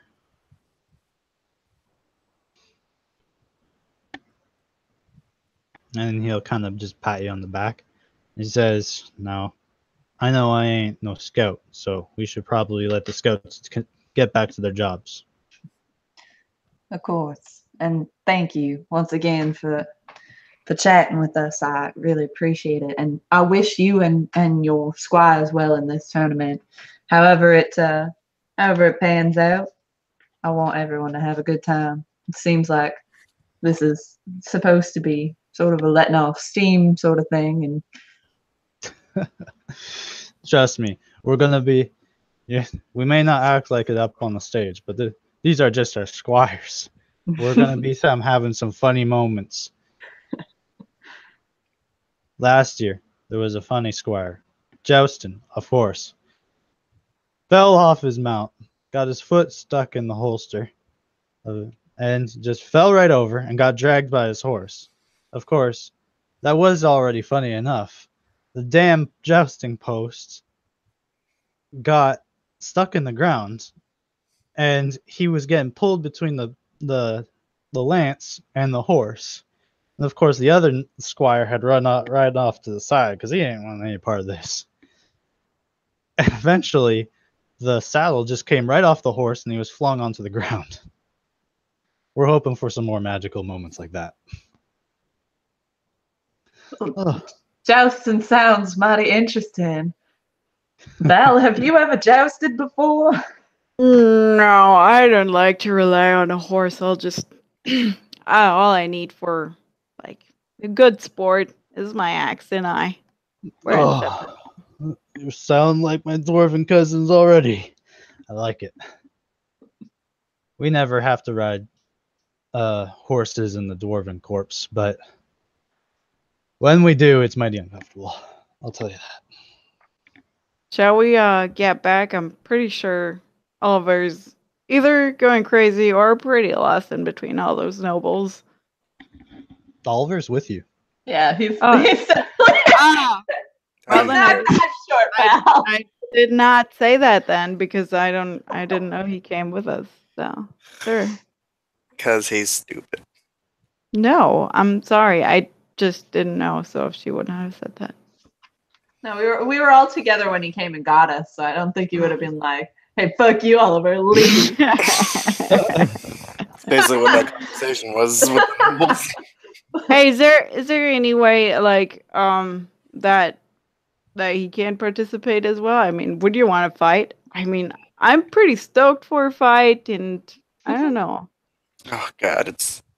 Oliver, I'm not. I'm. do you know how to wield a sword? A Come on, dagger. it's fun. It's fun. Is it? Do you know It how to wear is. armor? No. Do you know how to ride a horse? Maybe. Okay. Do you know how to ride a horse while another man is charging at you in full armor, a shield, and a lance? No. Fun. See? He says, "Don't worry. You can What? talk to the nobles while we're out there. We're usually pretty good. Just don't ask about the other knights." Really, because it didn't go well that last point. I tried. It's not. Yeah. No. Yeah. Well, to be fair, lad, you showed up claiming to be a representative of the guy standing right beside you. You didn't have a symbol. You showed up in gaudy outfit while we're all still wearing our armor. And then you claimed to be serving him when he was already right there. Well, you can't blame me for wrong choice of words. Wrong choice of words, wrong choice of actions. Don't know why you even showed up. I thought it'd be a good way to get a lay of the land. Well, you certainly got the lay of the land, all right. It's right on top of you. Well, let's get going. Okay. So, What about a bow? You get with a bow? Nope. Oh, we don't always use bows. We do have there's an archery tournament and then there's a marksman tournament, and you can do either or depending on what you're comfortable with. But it's essentially the same thing. Though archery is viewed a little better. And he leads you back. And you get back. And of course, the knights are still kind of curious on where you guys went, but they don't ask.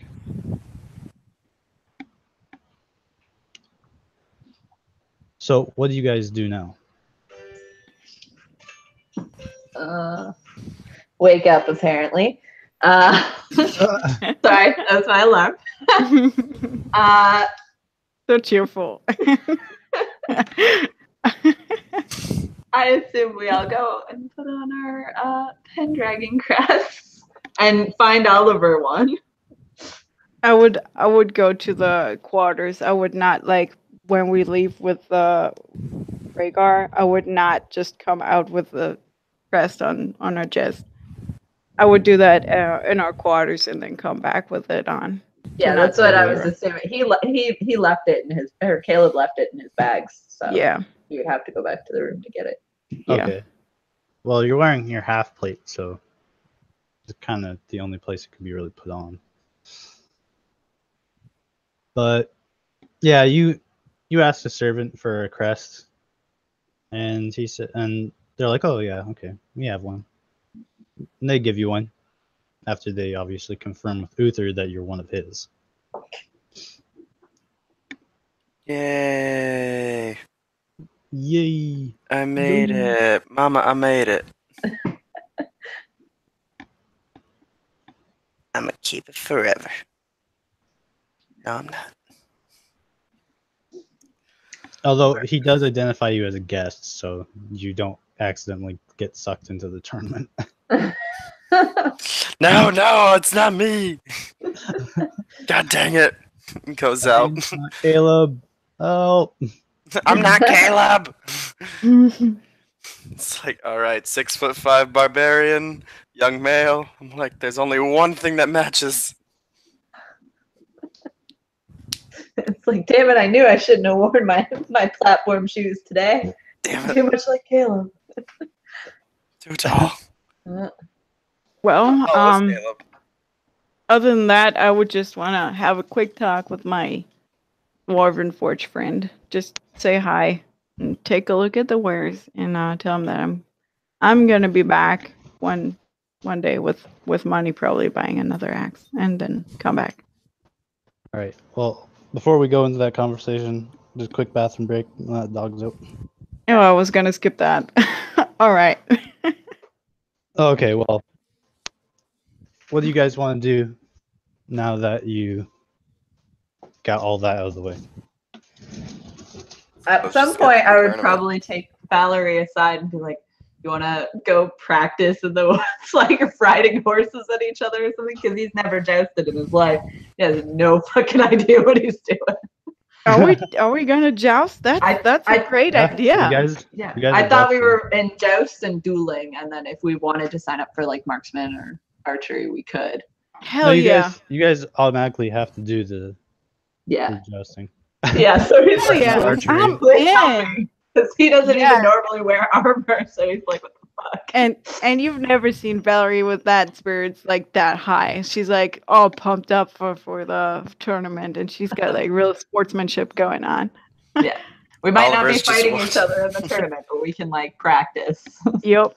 Oliver's just watching on the side as they practice, just like, you guys look weird. It's like, no, not like that. That is so inspiring. I mean, I know I don't know how to joust, but I know that doesn't look right. It's good to have that outside opinion, because what we can see is not what necessarily you can see. So you can be like, "Oh no, you're dipping your spear way too low," or "Oh my god, I don't know why you just chose to do that thing, but don't You're ever gonna do miss that it. again." I'm I'm just not stating sure the you- obvious. Yeah. I'm not sure you're supposed to use the axe for this. No, put it away. Put it away. Jousting. God damn it, Bella. Put the axe away. Yeah. That's a good That's idea. the rest of the night. Yeah, we'll probably train with horses that are probably there, or from Uther, or like training horses or whatever. Don't worry, I got this. How do you roll on jousting? What's the rules for jousting? Is it animal handling and fucking roll to hit? Is that it? No, you guys don't have to roll for anything. It's just practice. Yeah, but like if it Once wasn't we're actually in it. right. Oh, yeah. I'm just waiting for you guys to say that you guys are ready to start. Oh yeah, Yeah. so ready. Never. Start. Never. Yeah. Are health potions allowed in this tournament? Probably not, right? Fuck no. Okay. Just saying. The healers from the bleachers are. No, they're not. Hell yeah. Our training montage. Yes. So much win. I sit on your backs as you do push-ups. Yeah. Come on! And then Dig a deep! little scene where we're fighting each other in hand-to-hand combat, like boom. Sure. I hold a punching bag. Dragging cards. I can't fucking. Going upstairs. Rocky. It's awesome. So probably happened. eat really well, like 5 hours before the fight. Eat really well, take a bath. Yeah, ready. All right. So you guys go through the whole effort of cleaning your armor, getting it all ready and nice and clean so that you can look presentable for the fight, like the fights. So do you guys want to go through several of the fights, or do you want to just roll for all of them? It's up to you guys. How many are there gonna be? There's going to be a lot because you have to fight every other night in every other family. I see. Well then, it Or every other probably squire. makes sense to add them up. Well, I'm just essentially how it's going to work is for dueling, you're just going to roll your damage. So I'm going to have you guys roll 3 weapon hits. And you can use it while enraged or using your Battle Master features. Fuck yeah. Right now? Yes. Well, We're then allowed guys to are use our starting. axes. We're not like using swords, right? You're using whatever weapon you prefer. Like Okay. the tournament will supply you with weapons if for some reason you lose yours, but all the knights are going in with weapons that they possess. Yeah. The only time they'll trade it out is if for some reason you have an exceptional weapon. So like for some reason you have a flame tongue. Right. They'll give you a standard sword. But you guys don't have exceptional weapons yet, so No. boom. Don't have any magical items, no. which I'm cool with. Can I use my Battle Master thing? Yes, you can use your Battle Master features, you can use your rage. Doesn't matter. Just roll 3 weapon hits. Oh man, so I'm gonna add a D8 to that. Yeah. That was terrible. No. And essentially, if you do enough damage where you would knock out a squire, you're gonna win most of your fights, if not all. If you don't do enough damage to knock out a squire, then you're going to lose most of your matches. But if you do 50% or more of their health, then you're gonna get noticed. And if you get double, you're gonna be definitely noticed by other lords. Oh man, this is gonna suck for them. I had some terrible rolls here, though. No, Caleb. I mean, I'm Then- I'm still a barbarian, so they're still decent, but like Good terrible point. rolls. Again, you can use up your inspiration if you don't like a particular roll. You can use inspirations here. Okay, Yeah. on the damage rolls. But you can use the inspirations on any roll. So yes. Okay. If anyone needs an inspiration, I got one left, and he'd totally give you one. Yeah, you can. Val can give herself advantage with fainting attack on her next attack.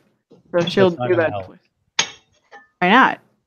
Because you're not rolling the hit, you're just rolling for damage. Oh, I rolled to hit as well. Okay, never mind then.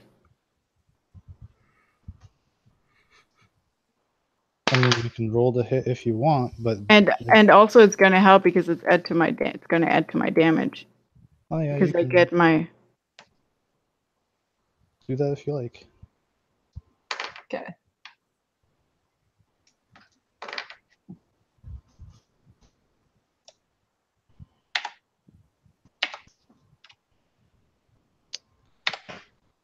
Well, that's annoying. So just tell me what you get. I'm not on my computer right now. I got 13 damage, 16, and 13. I got What's the 17, total? 17, and 18. So just tell me what the totals are. Good. Quick math. Let me get my God, calculator. fucking- yeah, me too. I got you. 17 plus 17 plus 18. Dell, you got 52 damage. I got 42. 42. So that is enough to not win most of your fights. The squires go down fairly easily. They do hit you a couple times, but not enough to ever take you down. They don't do that much damage. So to not win the fights? You Yeah. said, oh. No, you won your fights. Oh, all right. Just like, oh, I won my fights. Uh, The way you phrased it was weird. It's like, made it sound like, oh, you didn't do enough. It's like, oh. But then they died. You're like, what? Well, they didn't die. that would be They're a all very dead bad now. outcome. This is a pile Dealt of so much bodies. damage, everyone just died. Uther's dead too. We need a new king. the Steel Kingdom died. Yeah, everyone's just at like 0.1 health. all of them are half orcs, and they just have that racial ability that they can come back at 1 health. I'm The- back. The endurance thing.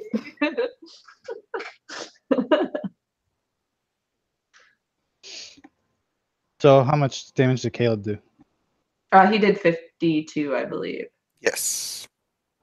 Shit, yeah. Barbarian. So Caleb, some lords are picking you up. They're like, huh, that guy's doing awfully well. That's my friend. Right there, I'm Team Caleb. Woo! I imagine it's just absolute silence for a second, and that's when you yell that. That's my friend! Team Caleb! Also Team Well- Val! Yeah, the commoners are cheering, and of course the nobles are. Wait, am I with Excited. the nobles or am I with the commoners? You're up where the knights are. So Oh, so I'll just be like, huzzah for Caleb! Just very quiet, like the 2-finger clap, like, oh yes, no, no. Oh yes, oh yes. Ah, Good a show. boom. Good show, mate. Yeah. Good show. Tis my friend, yes. Huzzah for Caleb! they just look at you strangely. It's my friend. He's like, yes, but we don't really talk like that. Sorry. You're supposed to be the character. What? So arrogant. Right. What the fuck? Give me a break. So the dueling's going pretty well for you guys. Yeah, they don't have any special traits or anything, so you guys went pretty easily against them. Now the javelin. So you guys are gonna have to roll me. You're gonna have to roll me 3 animal handlings. Oh shit. You can do it. My dogs are assholes. These nobles are assholes. God damn it.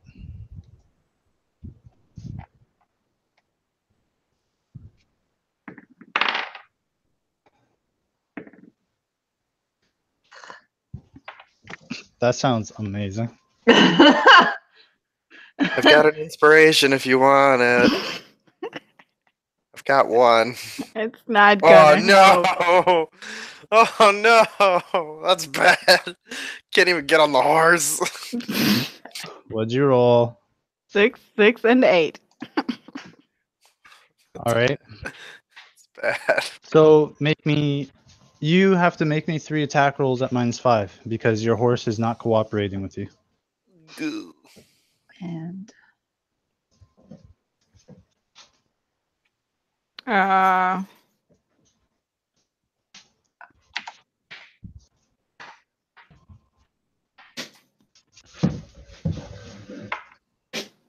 Is this your animal handling? What the fuck?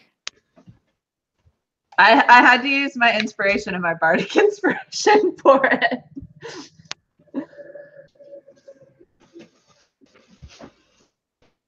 All right. So what have you guys gotten so far? Oh shit. Am I raging? Can I like reckless attack this? Rage horse. Go horsey! Ooh, nat 20, nice. Hey. But I used my inspiration as well. It was a 2. Well, Caleb, what did you get on your animal handling? Not enough to Six, hear. 16, 12, and 15. Okay, so you have your normal bonuses. Okay. Rage bonuses? Oh wait, rage is only damage. Okay, never mind. You get advantage on strength saves though. Like if you have to keep yourself up on acrobatics, Yeah. that's good. I got a 16, a nat 20, and a 17 That one's to hit. terrible.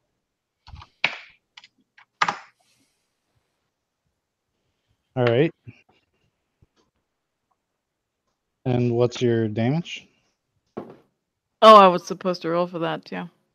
What's the damage of a lance? I don't know. D12. Oh, okay, it's still a d12. Do I get my strength mod on that? Yeah, because melee weapon. Am I rage jousting? I would assume not because you need Okay, to I didn't focus. think so. You would need to focus to ride your mount. Yeah. Go That'd horsey. be terrible then.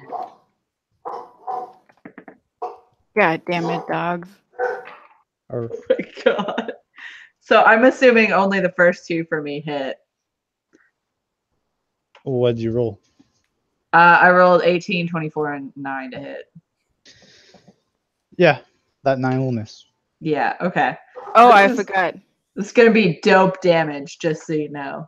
Oh shit, Okay. I need to edit my second one. I Got have it. 2d8. You need a 16 to at least hit. 26. Damn. Yeah, I rolled max damage on that. On the second die. So, sorry, you said 26 on the second one? Yeah, on my crit, it's 26 damage. Okay, what's your total? 36, 45. Okay. So, yeah, it takes you all 3 hits, but you're knocking the squires off their mounts. Where is the thing I was using? You guys are doing great. Caleb is so bad at this. You can add your strength bonus to the lance. So Yeah. I did. what? No, you rolled a 5 and a 6. That's 11. Yeah. But And you no, I rolled a 1 and a 2. Oh, fuck. On the fucking damage die. Fuck, right, The God. worst rolls. Oh my So- god. It's obvious to everyone, though, that Caleb is not gonna be a cavalier. No. He's not exact. Oh, was that with your -5 penalty? Yes.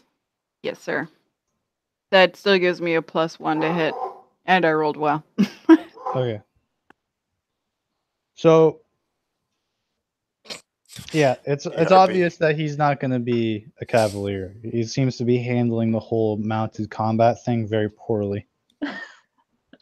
As he Hey, only I gotta be right back. lands, as he only lands glancing blows, and the squires landing pretty direct hits. If the knights are cheering next to me, I'm just gonna be like, "Hey, he learned how to joust yesterday. Give him a break." I mean, no, it's actually more like it's basically one of those things that Rhaegar was telling him about the other day. It was like magical moments where squires are really fucking it up. Where it's like Caleb is like getting just close enough to hit and it looks solid, and then he just like the horse stumbles in the wrong way and he can't adjust in time, and it just kind of grazes the squire's arm as you get belted in the head. Yeah. Well, he never wears armor. He's never had a shield, and he's never done a lance. So Yeah. the So combination's not kind. after like a long day of combat wearing this heavy armor that you're not really, well, medium armor, because they realize you're not really proficient in it, so they kind of give you half plate. You're realizing like it's a good thing I'm wearing this helmet. And so that was everyone's damage and animal handling.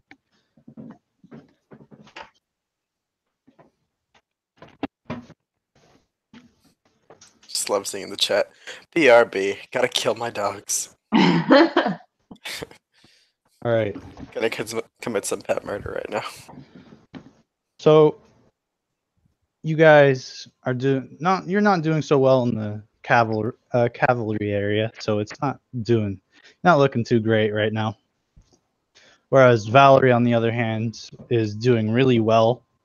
She's knocking all the squires off pretty much on the second round. Like every time the second round comes around, she's like, the first hit is devastating, obviously, but the second one just seems to be almost pre-planned, and she always just belts them in the head, and they're like almost falling off the mount, and like they have to pull the guy off to the side, and they have to like check his head, and they're like, "Oh shit, you good to go?" And the guy's like basically like all the boxing movies, he's all dazed, like trying to like stay on his horse, and he's like, "Yeah, I'm good. I can keep good." going.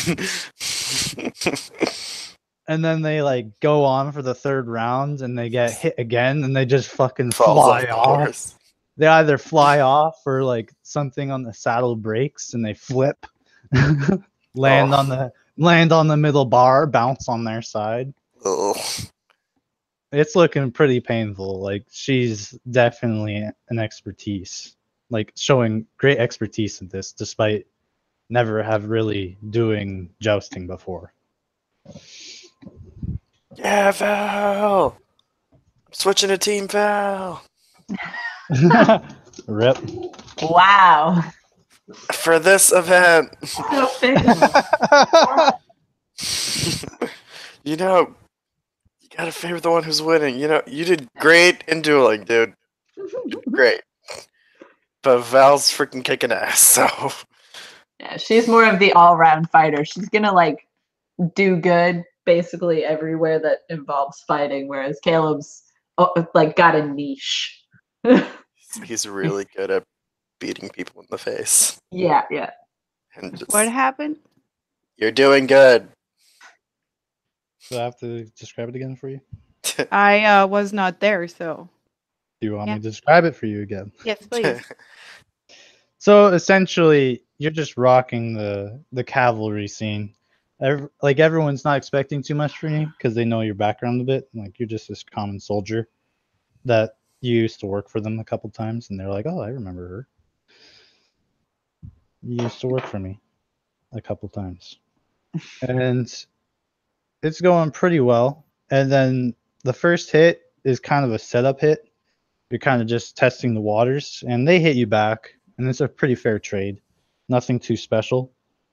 But it's the second round where everyone's like, ooh, where you come around and the squires are like lining up to hit you, and you just belt them right in the head, and they're like, holy shit. And the squire's like laying on his horse almost until he gets to the very end, and they have to pull him off to get him checked, and he's like, I'm fine, let me ride. But even from the other side, the court, you're kind of like, he's not going to be able to do it. Everyone's just kind of shaking their head like, don't do it, man. And then he goes back out there because the squire has something to prove, just like everyone else here. And they're like, he's probably gonna die out there. And then he rides out, and you hit him again, and they basically either flip off their mount or they just fly off, hitting them in the chest or hitting them in the head and knocking them off and rattling them, bouncing off the middle bar, just flying off the mountain, landing on the ground really hard. Everyone's like, ooh, that's not good.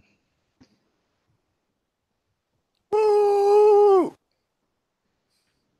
And the last but not least is the archery. Now, you guys, this was the optional one. You guys don't have to do it, but you guys can. It's more like bonus points. Sure, I'll do it. I am proficient with bows.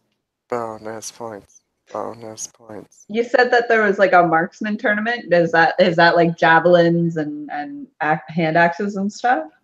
No, it's just crossbows. Oh, okay. 'Cause I don't know that Caleb knows anything about bows.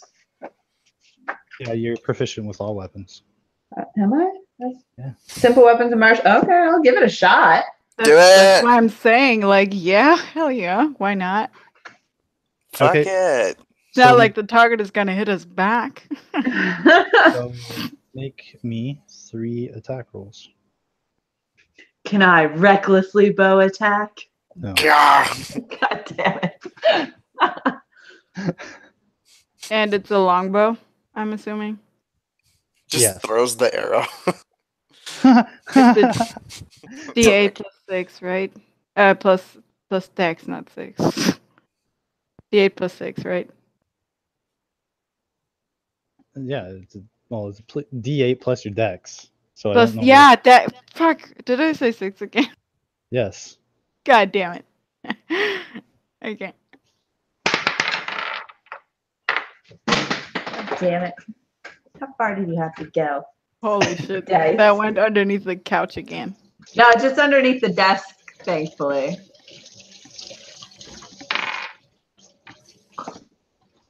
Huh. Well, Oh, fuck. Fuck. so it's dex to shoot it too, right? Yes. Okay. So.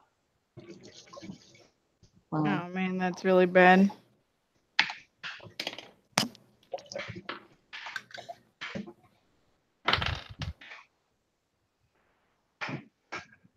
It sounds like everyone's rolling. Okay. Huh? Oh shit. Caleb, damn. I actually rolled decent Yeah. for 2 of them at least. I rolled another crit. Nice. Yeah, well.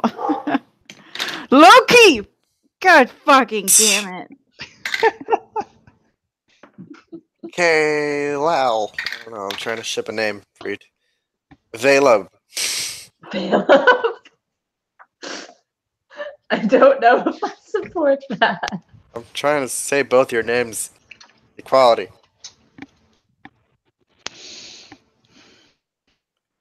Valeb. Valeb. No. Calorie. Yep.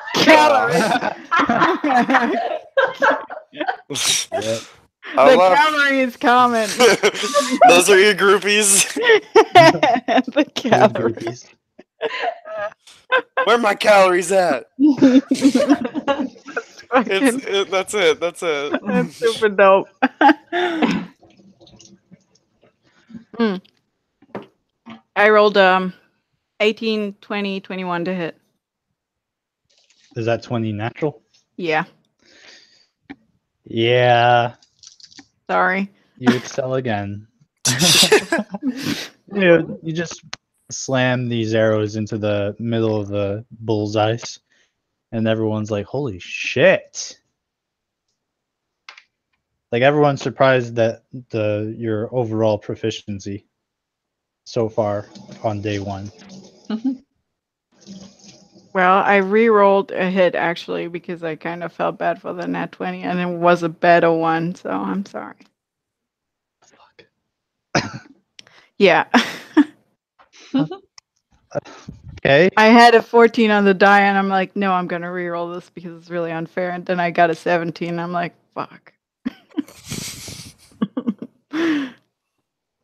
All right. So, Caleb, how well did you do? 24, 23, and 13 to hit. Okay, no crits. No, unfortunately, I don't roll crits unless they're critical fails. Only crits I'm getting is crit fails. Yeah. Rep.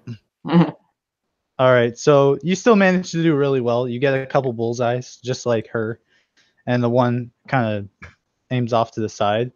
Everyone's impressed with you. They're like, "Damn, he really pulled that out this time." So as the tournament's going on, Oliver, you're kind of just sitting on the sidelines. Do you want to do anything? You're kind of in the knights area right now, where you see all the knights kind of cheering on their squires. You guys aren't out all the time, but between everyone, there's many duels and stuff happening at the same time, and same with jousting. So by the time you guys are done with the day, you guys are just bleeding, exhausted. Like the easiest one by far is just the archery, because you just have to shoot the arrows and then they land and then you don't have to do it again. But for all the other stuff, it's like 66 battles, 66 fights, 66 jousts, and you guys are like swamped. Man, but that can't be done in a day. That has to be like a 2-week event. No, it's done in a day. You guys are like, all right, I'm done the duel. On to the next duel. On to the next duel. On to the next joust. On to the Oh next my joust. god, that's horrible. I'm Yeah. gonna have like 5 level of exhaustion. Yeah, it's exhausting. So you guys are just beat by the end of the day. And they say, well, today's tournament has been going on really well so far. Next day, we'll be doing this all again, and we'll see who ends up on top. Oh, Wait, right. what? I can't move. 2 days? I can't move anymore. You can do it! Take Everything ice hurts. baths. Ice baths. Oliver, you're What? so lucky you're just getting to watch the show. Well, I'm sorry, I'm not physically peaked. I don't physically peak at anything. Oh my god, she's just gonna have like so many cramps. Oliver's gonna be fetching eyes. Oh Giving yeah, no, I'm massages. gonna be their trainers, getting them ices, giving them foot massages, back massages, healing anything, wrapping up bandages. I am their caretaker. Yeah. They got little bells in each of their rooms. Oliver coming. I You can't better move not anymore. actually be healing them. Huh? You better not be actually using your magic. Oh, he's got a healer's kit. I got healer's kit. I know. I'm just saying, don't actually heal them. Yeah. I just heal them with my box of band-aids. Okay, so you're That's- kind of healing their wounds. But before we jump to that, do you want to do anything while the show is going on? I don't know what I can do. Talking with people didn't work out. Mainly just because you I don't. have your symbol now, and you're not declaring to be a representative without the symbol. So, Okay, well, what a guest. What kind of merit does that have? well, then you're just like a spectator. But everyone's gonna be on equal terms with you because you're in the night stage, and you're represented by a family. What do I even do? That's the thing. I don't know. You don't have to do anything. I'm just giving you the choice. I feel like I should, but I don't know what. I'll just be talking with the guys, making some good chit chat. All right. So basically, they're all just kind of criticizing their squires. Like, he'd probably get a little bit more of his jousting ability if he just raised his shoulder a bit. He looks a little slumped, like he's slumping his arm over there. Is it too heavy for him? And then like another comment will be like, yeah, like he's not as strong as he should be. I've been trying to get him to do more with his arms to get him to clean the stables, but he keeps talking somebody else to do it. And he's like, yeah, you're gonna have to really bust his balls over there. And he's like, I'm trying. He keeps getting other servants to do it, and he keeps using his rank. I'm so Like, out of goddamn. place. I don't have money. Like I don't. Caleb learned how to joust yesterday. Well, it shows, first of all. Well, Val learned how to joust yesterday too. He's like, As you hear her like shouting in the background, "Wah!" like going That's to my the girl! crossing. yeah, so No mercy! he's like, well, that doesn't show. He says, and one of the knights says, that's not true. She's been on horse-mounted combat before. She has? Yeah, you turn to the one knight. He's like, yeah, it wasn't for very long. She just rode into combat on one, but she's been on one before, and she's blocked some arrows, and she's been on some. Well, I wouldn't say she hasn't been on it. She got attacked by a couple spears while riding on the horse, but she usually gets off. Wait, I'm She sorry. wasn't trained in it. Do you know her? Yeah, I used to be your captain for a long while. Oh. She used to serve in as just the outside patrol. Eager to do it because her family lives out there. Oh, interesting. No, I mean, we were both. We both came across each other in the Unnamed Adventurers Guild in Illumina, and our paths ended up crossing once again, and now we're pretty much companions in this whole trek in the Steel Kingdom and Loxy, everything. But it's cool to meet someone from her past. It's cool to be back in her hometown.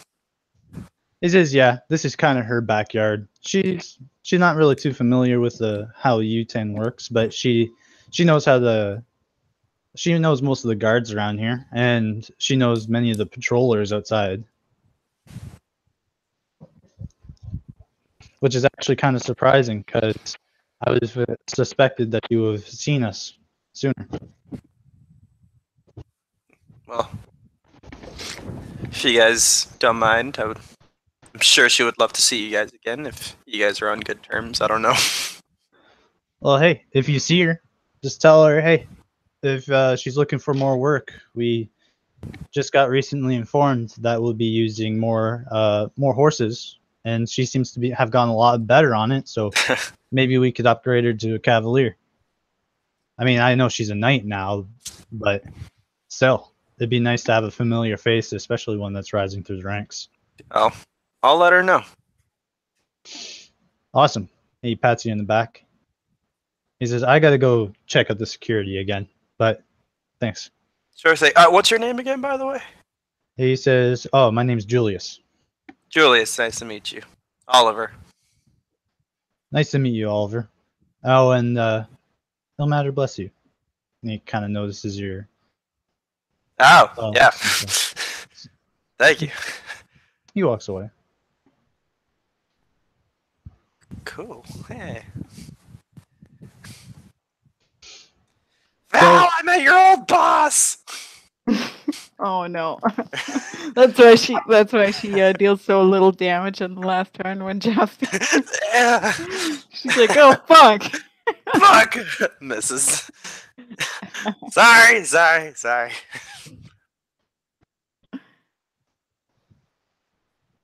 So, day is coming to a close. I'll have you to make Constitution saves. Oh, this is gonna be bad. Sorry. And I don't have inspiration anymore. I've got one inspiration, so if you guys fuck up. Well, I have Got a you. 7 and a 23. Okay. Did you use my inspiration? No. Oh, okay, good. What's the 23 for? My con save. You said You- 2, right? No, I said roll a con save. Oh, then it's just 7. Okay, well, take that 23. I'm giving you my inspiration. Okay. Mine was 18. He's Okay. good. So Caleb, you're pretty exhausted, but being a commoner of the Steel Kingdom, you're used to a hard day's work like this. It hurts, but you'll get used to it. You'll get over it. Valerie, on the other hand, you're not dealing with it so well. You've been on long marches like this before, but they always just seem to get to you. And then what the fuck, dog? And then Oliver will approach you and he'll tell you how good you were and how well the knights were talking to you, and then it'll kind of boost your morale, and you feel that it's actually helping you a bit, actually a lot, as you seem to kind of get over the pains.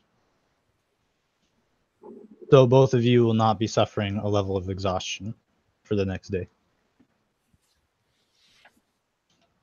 Keep going. Thank you, Oliver. Those words are really helping me, and thank you for bringing all this ice and healing us constantly. I really, really appreciate it because you don't know, my body's just entirely exhausted. Yeah, But no, I was watching you all day. I guess I can keep going, but thanks to you. I will make sure that well, I can reward you with whatever I will get that seems necessary. No, No, not necessary. No need. No need. Adequate. That's the word. There's no need. Just keep winning. Oh, my brain can't even. My head doesn't even work anymore. But yeah, your old captain said you were doing pretty good out there, and if you ever needed another job, it would probably promote you to cavalier, since you're doing so well on a horse. Julius? Apparently. Yep. Wow, he was here. I didn't see him. I was sitting right next to him for most of the time. Oh wow, yeah, I couldn't really focus on that. I actually kind of for a moment I thought I lost my eyesight because I got hit pretty hard on the head once. So yeah, I couldn't pay a lot of attention to that. Well, if you see him again, tell him I say hi, and that's really nice of him to offer. But I think I have all hands full with what I've been getting into lately. Yeah, I might see him tomorrow again. We'll see. All right. Just go to bed. You fought well, Caleb. I saw you fight, and you're a beast. Caleb's already asleep. Okay, good night. He's sleeping it off already. He's just passed out He's like listening. spread eagle. Spread Well. eagle, just like. Well, you got to get out of the ice bath first before you take a Nope. nap. Damn. He's No, like, fully "Hell asleep. yeah, this is comfy."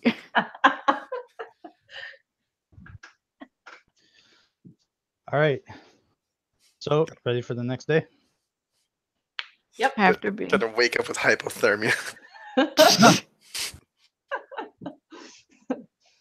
So, next day rolls around. You guys get ready for the next tournament. It's basically the same thing, but it's just basically an endurance test for all the squires. And many of them don't make it.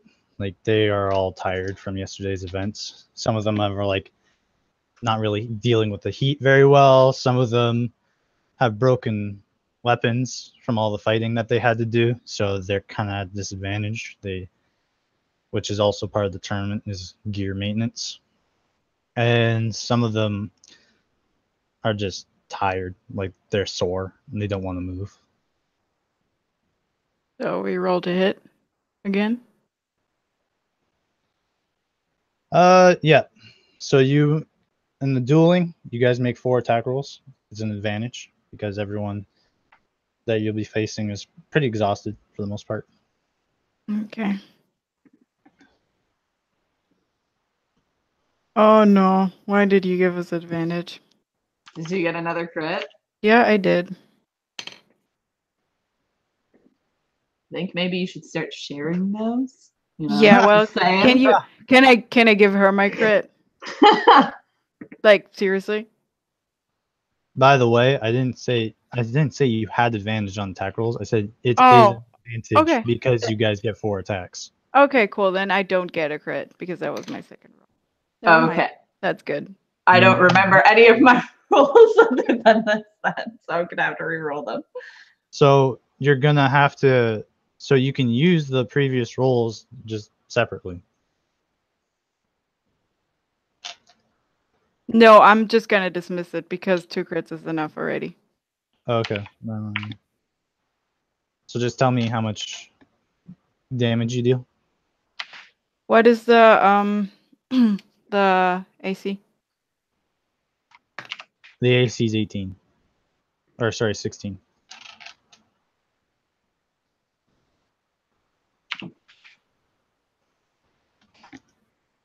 Oh shit. That is right on the money.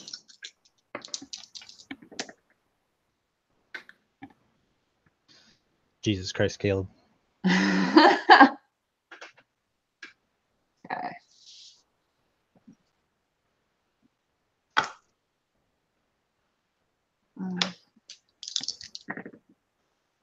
So you only miss 1. Yeah.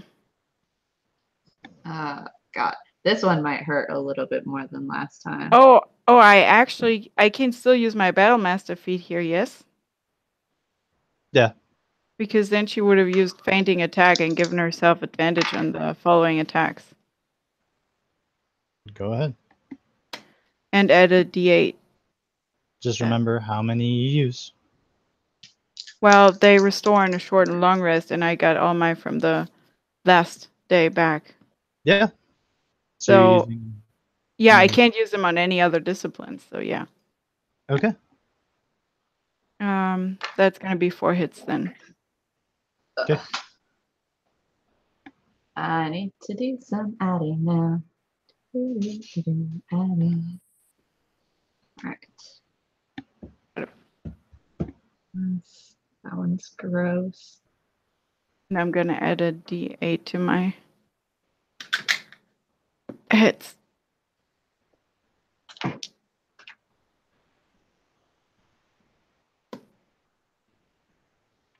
I'm sorry to all of these squires. I really apologize. No, you're not. It's 72 damage. What? I actually rolled decently. Like the one I rolled 11 on my 1 damage die and 5 on the other. So how many hits do you deal before you knock them out? They have 33 hit points. First hit was 16. Second hit was 24. So yeah, people are like, all right, let's get this show started, and the fights for you just go by so fast. You just smash the shield out of the way, and you just hit them in the head, and they're just down. And the guys are like, holy shit. And they count him out and like make sure he's okay. And they're like, and you just stand there above them, like making sure. You just stand there above them, and they're like, wow, he's done for. Pull him out, pull him out. They actually have to have 2 guys to like pull people out of the ring when they're fighting you, because you're just vicious today. I have to make up for the cavalry shit, the lancing shit. I do one thing and I do it well. Oliver, roll me perception.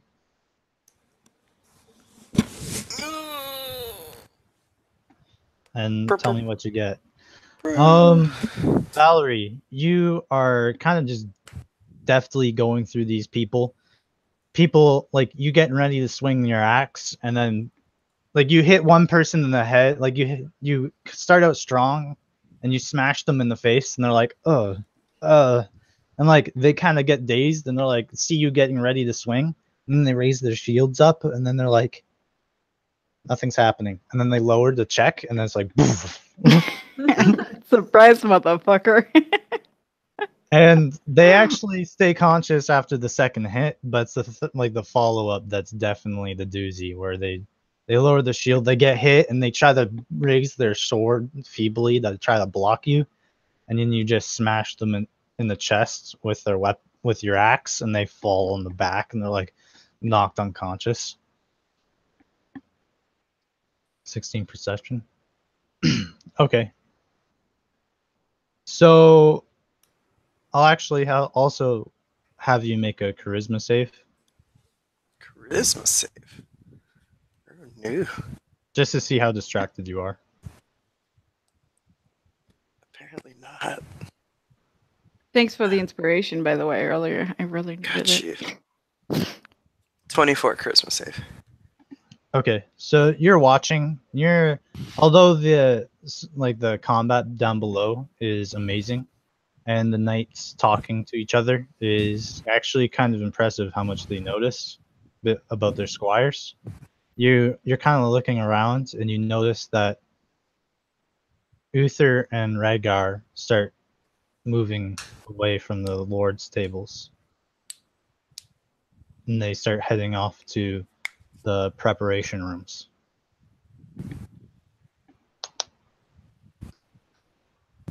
Valerie, you're getting to the last squire, and you hear the guy saying, "All right, that's the last round for the fight for tonight." And even Caleb's hearing this, and everyone's kind of getting ready to break. And you see servants coming around to give everyone their to polish their armors and stuff. And you hear Rhaegar's voice say, "Not so fast." And he kind of points out Valerie, who's still kind of in one of the squares. Says, "You and me, right now, little lady. We'll see just how much you truly earn around here." Sure. I'm not gonna turn down a fight. I'm already warmed up, so let's go. So he gets into the ring, and he's carrying a large axe as well. And he says, "And don't go easy on me. I want this to be fun." I wouldn't disrespect you in that kind of way. All right, so make 4 attacks. Where's the crits when you need them? Oh no.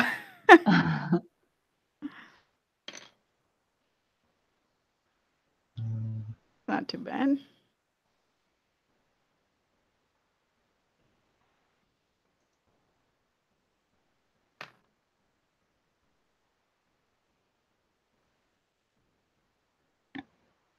So, and in order to hit him, you have to get an 18. Okay.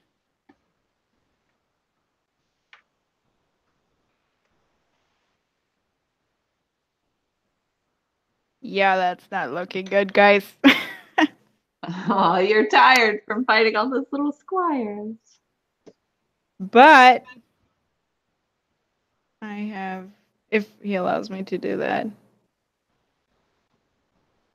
You have what? Can I action surge once? Sure, if you want.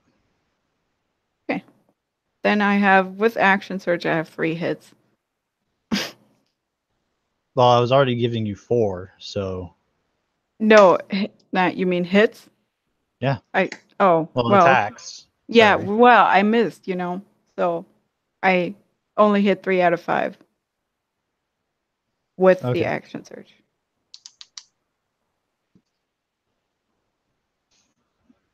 Oh, okay. How much damage did you deal? Because he hits you twice. Where's my D12? Oh boy. That's gonna be 8 plus 3. And here I can at the D8. Oh shit. 11 plus 3 plus the D8. 6. And my action search hit is going to be an 11 as well. 11 plus 3. So in total, I need a calculator. In total, I have calculator. 45. Okay, you hit him 3 times, and he hits you twice. And the crowd is going pretty wild. It's obvious that you hurt him. And he's got a little bit of blood, and he spits some out. He hits you twice in between your blows, and he does 25 damage to you. Oh man, I stand with 6. And you're kind of stumbling again, like stumbling around. And he says, well, you survived so far. He says, I've seen everything I want to see. Good luck in your next fight. Oh, bastard! Oh my god, that was well. Thank you for the combat and taking your time. It's been an honor. And he And says, she like bleeds. I'll be seeing you later. I am not so sure if I will be. I'm going into hibernation. He gets out of the ring, and the tournament continues. You see Rhaegar going back to his chair, Oliver, and you can see that he's got a cleric of Morden healing his wounds. Is Uther still gone? Yep. Interesting. I want to follow, but I know. Ugh. Could I just peek into the preparation room? Just like peek in, see if I can find him? Just so that I didn't. Yeah, sorry. I mean, you can look in, but there's Yeah. lost servants. I don't see Uther. You look in, yeah, and you see Uther. He's getting on his armor. You see a couple servants helping him get on. Though, unlike the dwarf lord who already had his armor on and just had to pick up his axe, you can see that beside, like, Uther has his lance and his shield in front of him. Oh no, Caleb. Oh no. Oh no. Oh no. Oh no. Caleb already used it. Oh really? Did you? Ah, fuck. Oh no, this is not the fight we all wanted to see. Oh no. Well, at least both agree to it, so the terms are not bad, really. So, no. This is no bueno. the 3 of you, the 2 of you roll 3 new animal handling checks. Oh no. This is gonna be so bad. Hey, Poppy. That's actually not too bad. I don't suck as much this time. Very middle of the road on it. 11, 19, and 13. 11, 19, and 13? Yeah.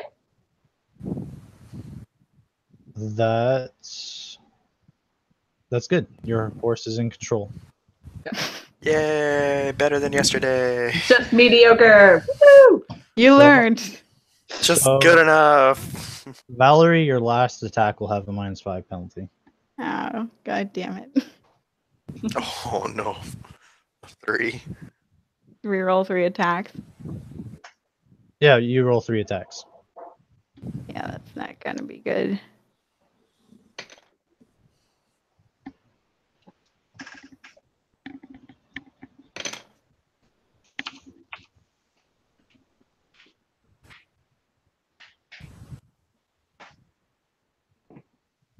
No, I'm praying.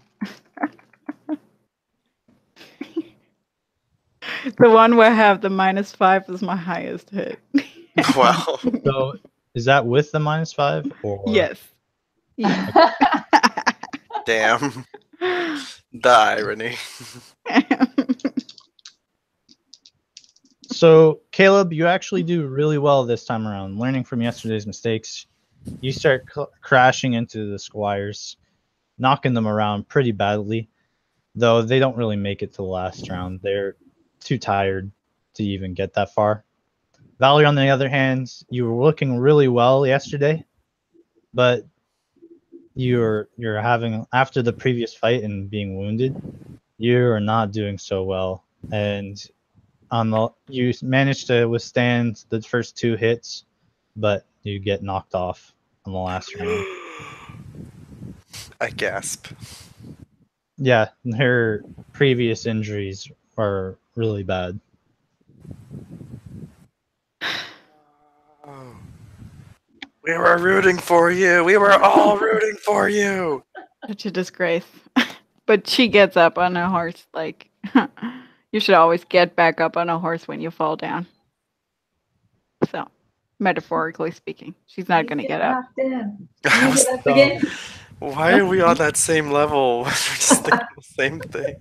So are you like picking yourself, like pushing yourself off the ground and then getting back on your horse? No, that was metaphorically speaking. Well, what Like, are you you- literally doing? Well, literally, she is still going to push herself off the ground and then congratulate the squire that threw her off, reaching out with her hand, and return to the box or wherever they wait for the next So section. so essentially you get back on your horse. I don't Right know. back. That's the last hit that threw me off, so she kind of lost. What would you do? You get off the range to make space for the other ones fighting still, or next jousters. Yeah, so you get on your horse to take your horse back. Yes. Why was this Sure. so complicated? Okay, let's roll with that. So,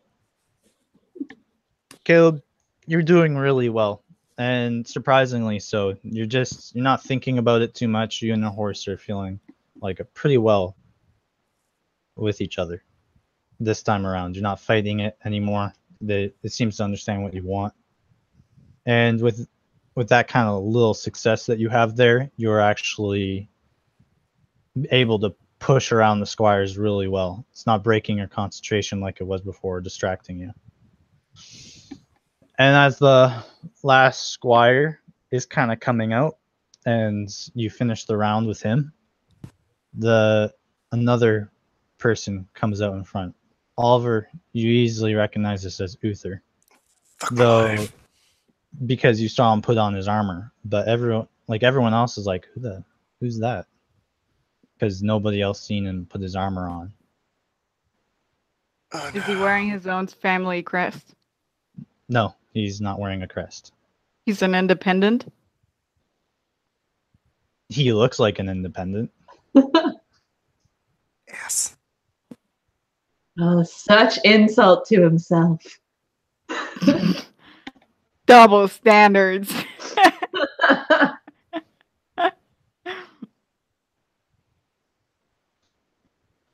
And you see like a bunch of servants talking to each other, and you hear David say, well, it seems this new rider wants to be taught what for, so let's give him his show. And everyone starts cheering on Caleb to kick his ass. Why do I get the feeling that this will be the time that I roll a natural one? So Oh, I'll give you a choice. You can re-roll your animal handling if you want. But you have to re-roll your attack rolls. Okay. I feel like I got lucky with the animal handling rolls because I only have a +2 to it. So if I can keep those and keep the horse like calm, then I'll do that. I And have just do that. 0. Yeah. So Yeah. Might So as I'll well. just- Can you not like challenge him to a duel instead of a joust? No, because you guys don't know who he is. Only Well- Oliver knows, and he's just a spectator. I'm not just gonna yell it out. But I want it so bad. That's Uther. It's Uther! Spoiler alert! Spoiler, spoiler. Texas! I wish I had like message right now. Actually, only 2 attack rolls. Okay, other than the ones I've already done. Yeah, so roll me 2 attack rolls for now. Yeah.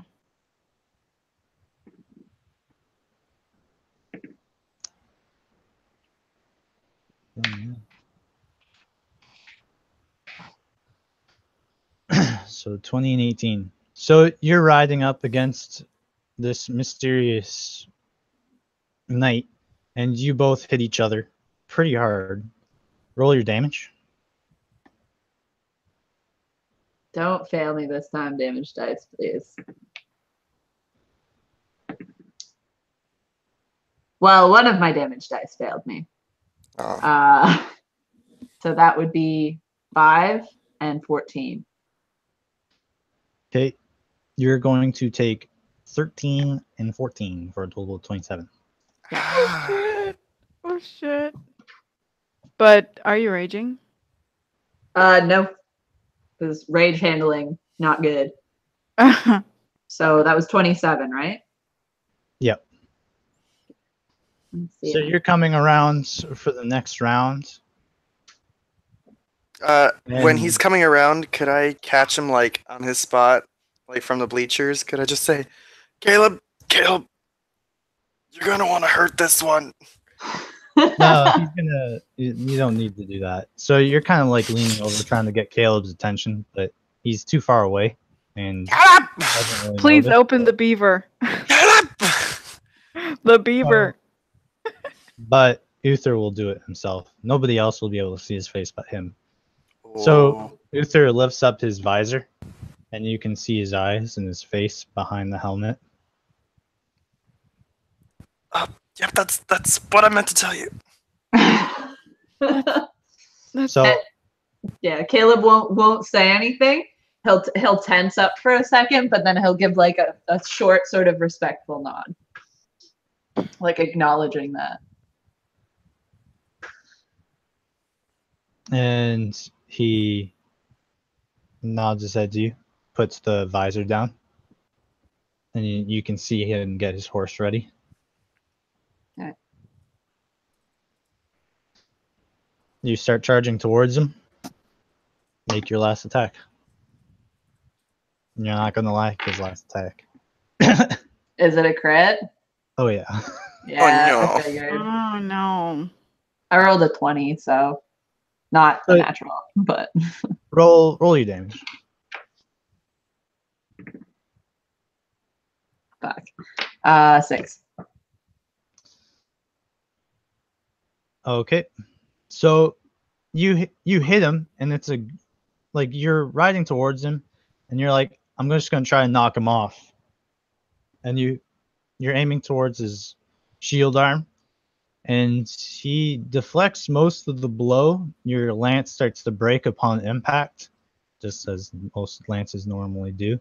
But as you're concentrating on this, just trying to knock him off and trying to and only landing a grazing blow, you kind of just looking up, and the lance just kind of smashes into your chest. And you take, let me do some quick maths. Oh no. You take 28 damage. Okay. No. Does that knock you out? Oh yeah. So you just fly off your mount and you roll onto the ground, and it looks painful. Like he does a roll on his mount and then rolls in the air and lands on the back of his head. Oh no. And everyone's like, ooh. The fucking crowd. And everyone, like, you see a couple medics go out to him, and he's like, oh, he's out. Get the healers. I'm coming. Caleb, no. And I'm assuming Alvin and Val will just run over to him, or like as close as they get to I the. don't think we can. No, you guys you guys know that if you go out there, then it kind of puts you all at risk for authenticity. So you guys are just forced to watch as the medics kind of wake him up. And yeah, so Tor, like the healer, wakes him up using a cure wounds, and they heal you enough to be conscious. And they say, "You okay?" And they're kind of shaking your head.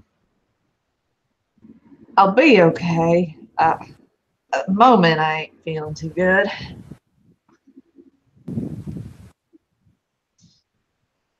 And of course, the lords know exactly what's going on. They're laughing, but everyone else is like, "Who the fuck?" And Caleb, you get up, and then David just says, all right, show's over. Let's get to the archery range."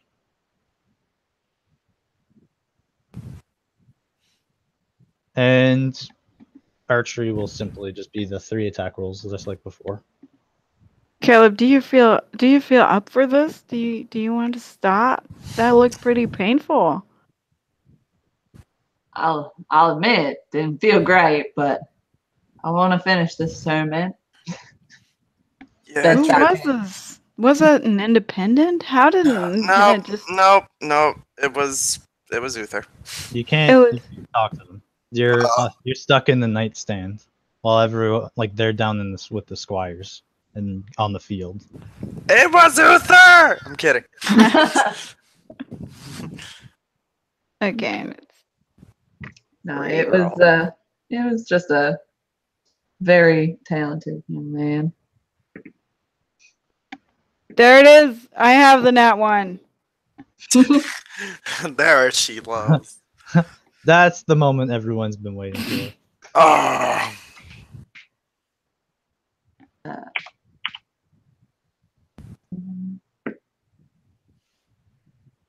I will have to go very soon, guys. So yeah, just tell me what you got. 26 and 13 for me. 26 and 13. Okay. Yeah, so pretty bad. you get on the, you're basically on the board. Your second shot isn't too fantastic, but the other one is at least in the bullseye, while the 13 is kind of off to the side. Yeah.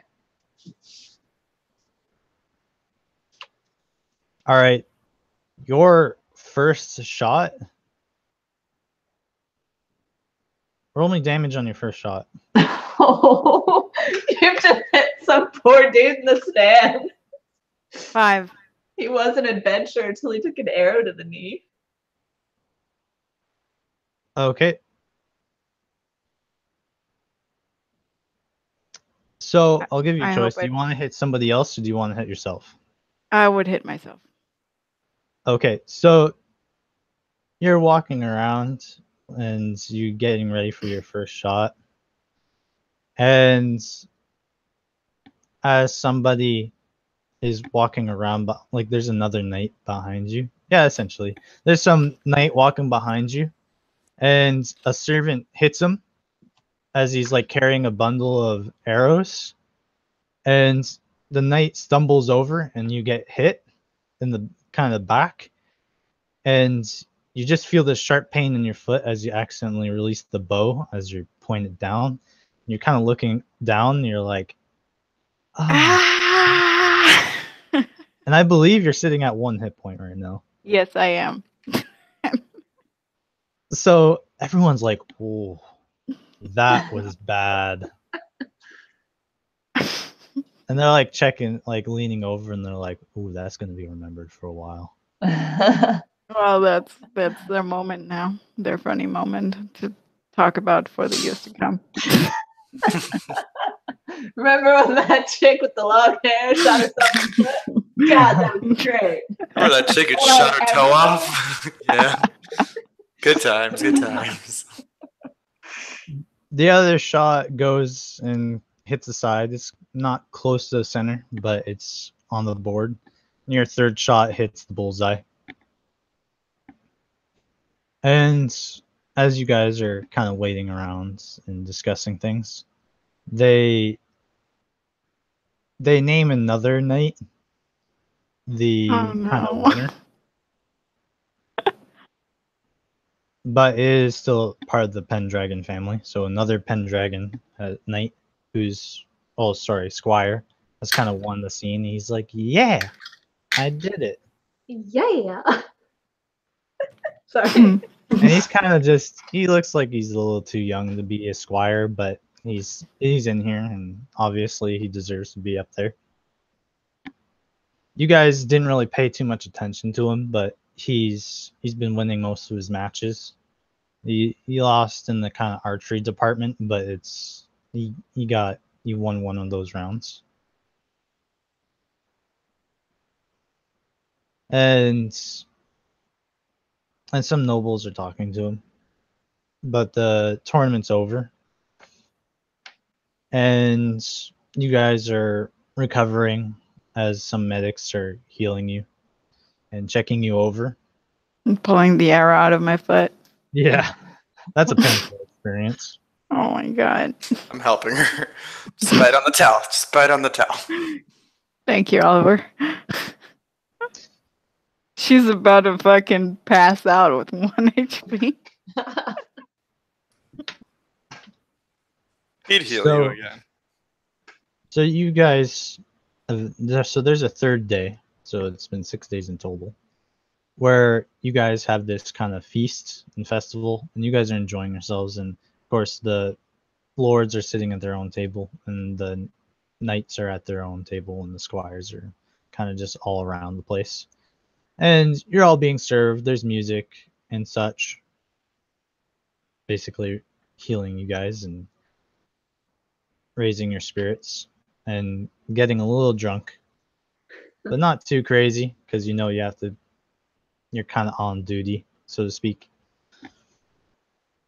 And Uther will summon the three of you, though they don't really talk. They don't really have much to say for Oliver.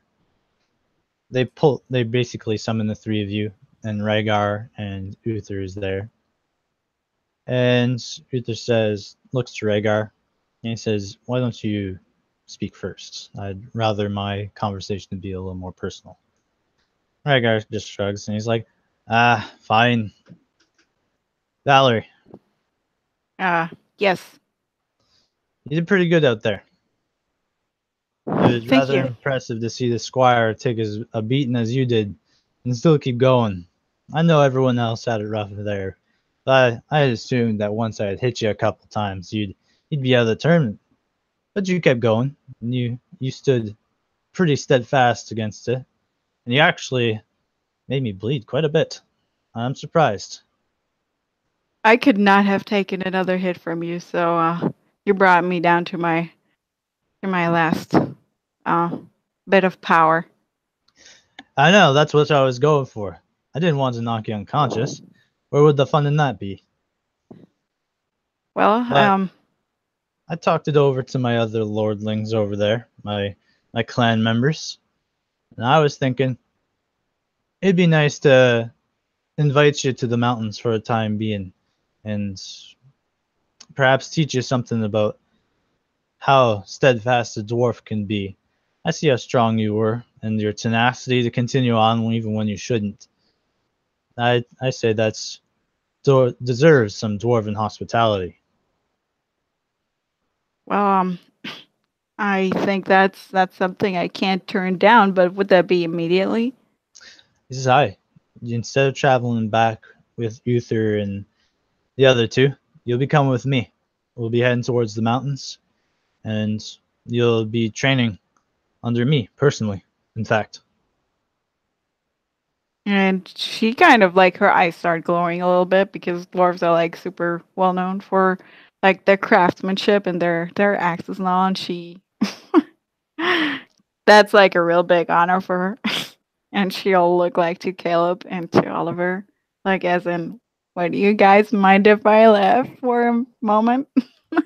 Thumbs up. Just the double thumbs up. Caleb smiles at her and gives her a little nod, like, yeah. And she'll like after kind of checking with her comrades, she'll just nod with like a real big smile on her face, like, "That would be a great honor, yes, sir. absolutely love that. Yes. Thank you. Trying to keep composure. And he smiles and he says, "Aye, nice." And he looks to you three and he says, "I'll be heading out then. Uh, we'll drop some supplies off for you once we pass by Loxy. Good luck with Loxy, by the way, and especially Raylan. Whew, don't know why you liberated that place." And Uther just smiles and he says, "It's been quite the risk and investment so far, but the work's been steady and the people have been enjoying themselves. So I'll let the people speak for their minds." And Rhaegar just pats him on the back and he says, "Well, Valerie, we'll be off then." Yes, sir. And she'll just take her things and she'll go in for a hug. Hugs Caleb, and she's gonna hug Oliver. If they want it or not, she'll just do it. And she's like this excited little girl at this moment. She's like, "I'll be back. I promise. I don't know when, but I hope that I'll be back." And she So takes off. you're kind of being excited, and he says, "All right, slow down. I've got short legs." Yeah, of course, of course. And so he gives you a little emblem, by the way, and it shows a stone pick hitting a rock. And he says, "Just in case anyone questions where we're going." I'm supposed to pin that next to the griffin. He says, "If you want." Okay, I'm not really good at this right now, but then she'll put it on and rather talk to herself and get like super excited. So you essentially you are staying where they rest, and it's like this little fort-like place, mostly made of stone. The doors show you where you're going to sleep for tonight, and then in the morning you will be spending your time heading past Loxy and going into the mountains. There's a dwarven citadel there that mostly serves Moradin, but is obviously run by this guy. And you'll be training there. And we'll talk about what your training will consist of when we end the broadcast. All right. So, Oliver, you're kind of enjoying this conversation. I want to do this first before you go.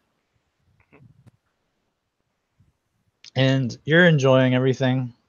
Roll me a religion check. Oh, I ain't great at that. Hold on, wait, I lost my stats. I lost my whole character sheet. You gotta be good at that. You're all ilmatery. Oh yeah, no. I got a +0, so it's just the dice. What? I'm not. I'm dumb. I don't know jack shit about religion. Doesn't matter. 19. Oh yeah. Nice. All right, so you feel the presence of something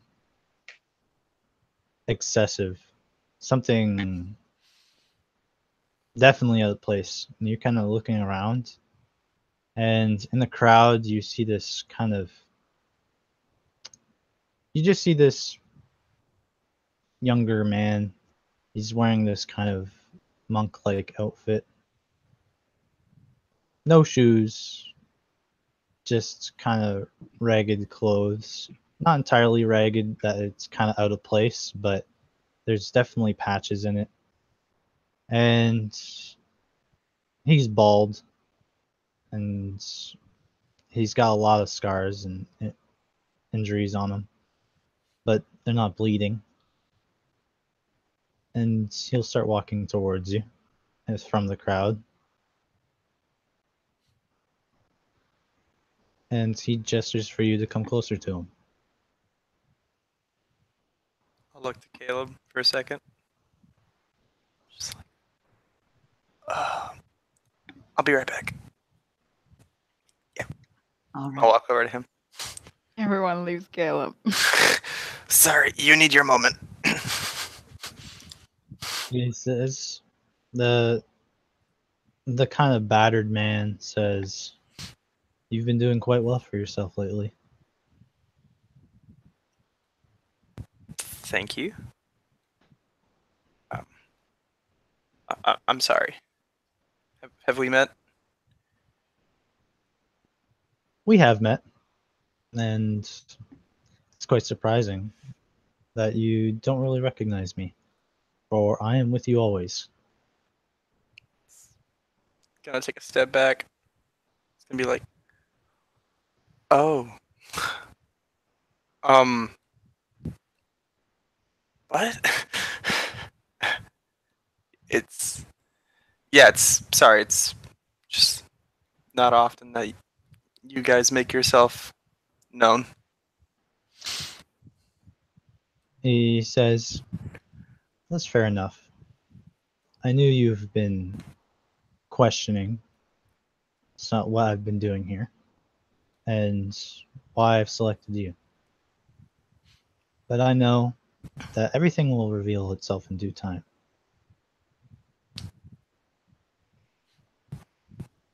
I just ask you to be patient. First words in the book. He'll just take out a book that he has of Elmater. He got from Federo. Okay. He sees you pull that book out, and he's basically a spitting image of what's in the book, just minus all the bleeding. The Avatar. And he says, "So you now know." I didn't at first, but I've been reading about it. It's caught my interest. He says, he nods, and he says, "Do you hate me for what I've given you?" No. I just question it.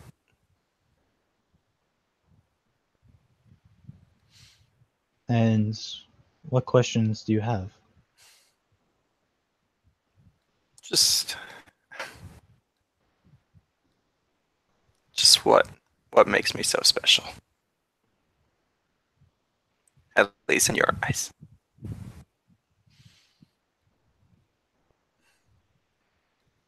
I think you know why I have chosen you and made you special. You just won't see it for yourself.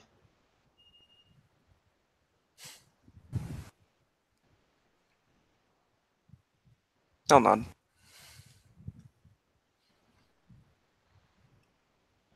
He says, "I have a gift for you, for I believe you are worthy of it, and you will need it." You don't need to do that. He says, "Are you afraid?" Kinda. Fear is natural. I'll forgive you for having it.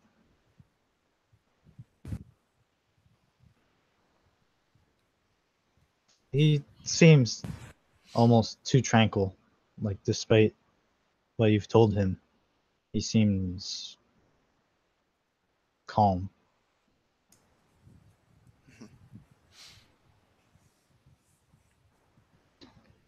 He says, I know you'll be walking the same path as I did once, a long time from now.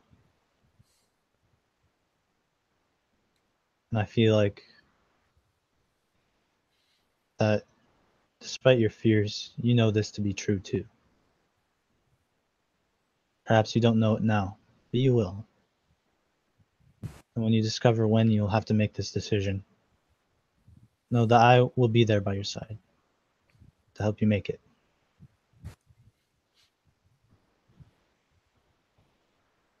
Thank you. He starts walking towards you. And he puts his hand on your shoulder. He says, "Until next time we meet." And he'll And as you're kind of looking around to see how everyone's like reacting to this place, because people are usually pretty nosy and are looking around. Mm-hmm. Though you hear the conversations going around, it seems that no one is looking over to what's going on. Like they're all, you notice that they're not even moving really. They're just kind of like talking, but their lips don't move. It's like you're like things are happening but not happening at the same time. Freaky. And then he turns into this kind of white light, and your body just starts accepting his energy that he's just somehow turned into. And as you feel this energy kind of enter your body, you feel not only safer but more guarded as well. And you feel like your skin's gotten a little thicker, so to speak. You now benefit from the tough feet. Mm.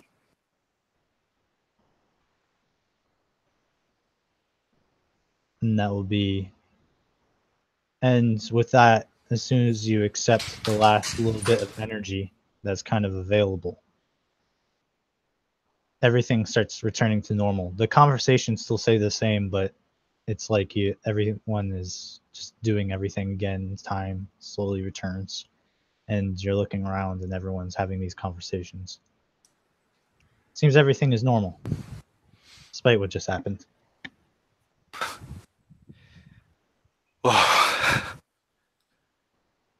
And with that, I will bid you all adieu. You're like, I'm going to bed. Peace Alright. out, y'all. I saw my God. I'm done. Me and my bro had a talk. Alrighty, I gotta go, guys. Bye, Alex. Bye bye. Thank you. Yeah, one experience. Thank you. Woo. Bye. Yeah. Throwing it in his face. One experience. Bye. Ah, All right. So, Caleb, you and Okay. Uther are just kind of staring down now. Oh shit! Do you want me to bang the drums? Dun dun dun dun.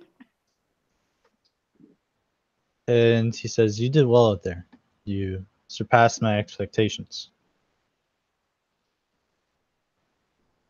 Thank you. And I'm sorry I wasn't able to put up quite as much as a fight as I would have liked in the jousts. He says, "Honestly, I was expecting you to do worse." He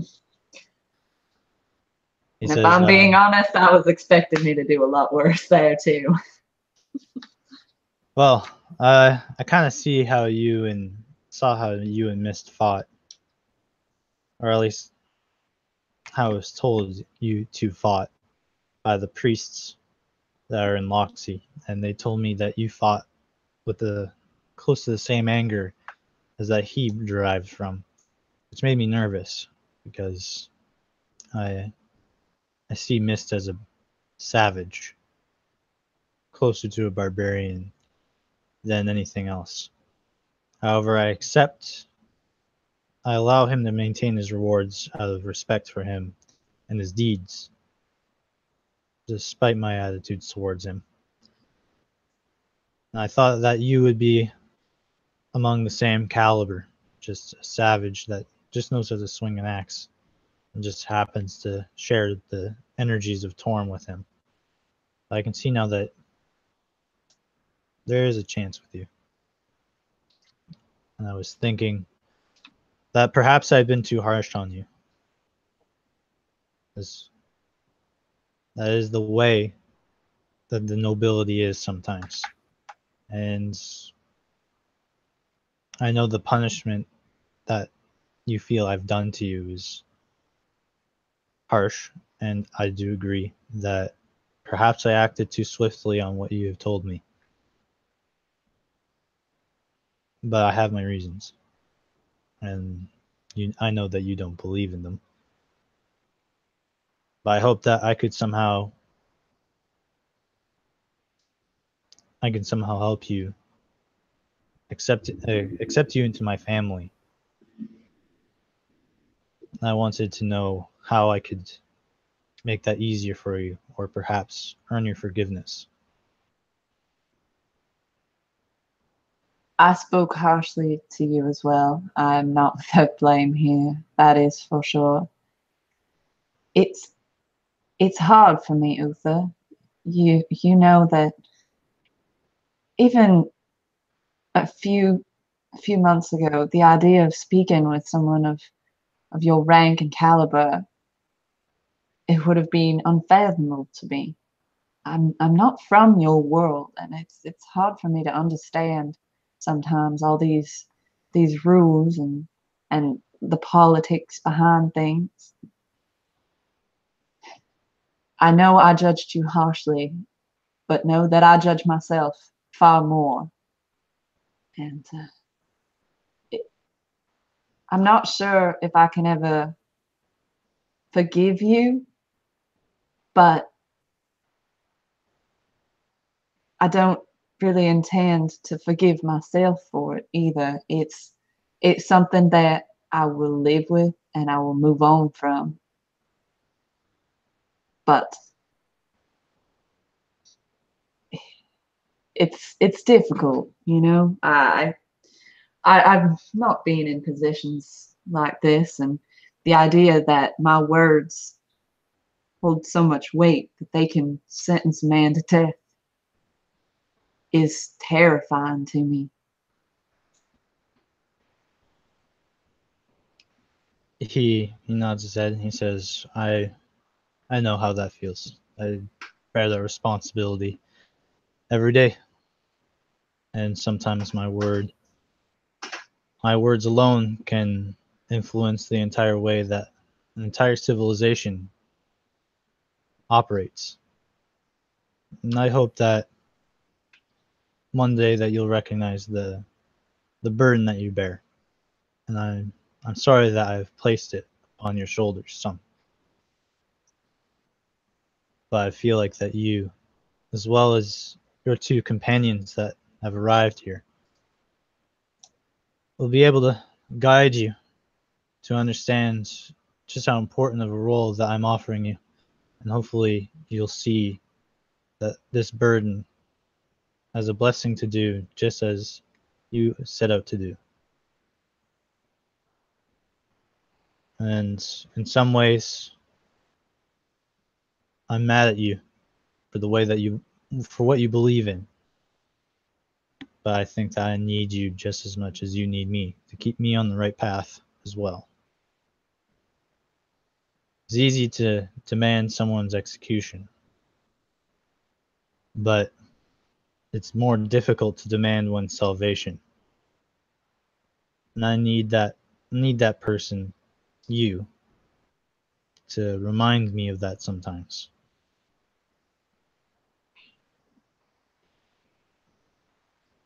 So don't be afraid to continue to stick up for people in that regard. If there's one thing I can do, it's stick up for people like that. There's been a lot happen in my life where no one stuck up for me, and I know how hard it is sometimes and how easy it is to just sit back and let things happen. It never works that well. Uther, I am sorry for the way that I came at you in anger. I You did wrong, and I know you know that now, at least. I think if we are ever going to move past this, we need to start communicating a little more, a little bit better, and I'm willing to hear you out if you'll be willing to hear me out.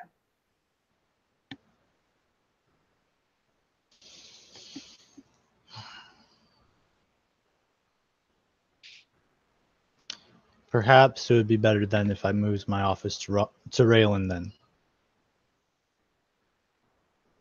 Well, it'll be some time before our manor is completed, but I imagine there's lots to do in the meantime there. Not much. It's just a matter of reconstruction. Mm. Once we get the facilities started and up on its feet, that's when everything will get difficult. It's easy to build. It's hard to maintain. But enough squabbling about this matter for now.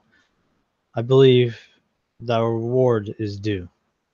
And I feel like that having the Knight Commander do it would be disrespectful to you.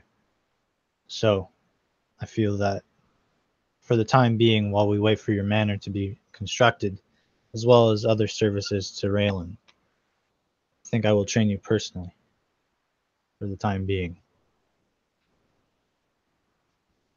Does that sound suitable? I know that we'll not see things eye to eye, but perhaps some time together, at least fighting each other, might give us some insight onto how each other works. I'm not a particularly well-read man, but even I've heard the saying, you don't know a man until you've fought him. That's the Uton way. I'd be honored, Uther. And Yes. he'll look over to the other lords and he'll say, I have someone coming to our table. And he'll bring you over to the table. And the lords are like, oh, it's about time. And the night goes crazy for you from there on out. Too much ale, too much singing and dancing. You even get into a fight with one of the other lords. And all the knights are just laughing at you guys.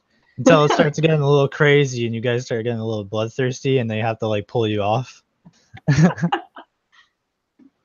They're like, calm down, relax.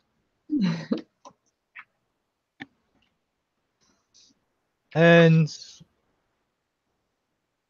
eventually the morning comes around. Valerie's well on her way to the Dwarven Citadel. And you're waken up by a servant and kind of forced to get ready to go. You have this probably terrible hangover. And you and Uther are in separate carriages this time around. Yeah. You guys don't want to deal with each other while both of you are hungover. Yeah, let's ease into it. Let's not just throw us together in a cart for 3 days. And you guys arrive at Loxie. And essentially, it's been about a week to get there and back and have the tournament.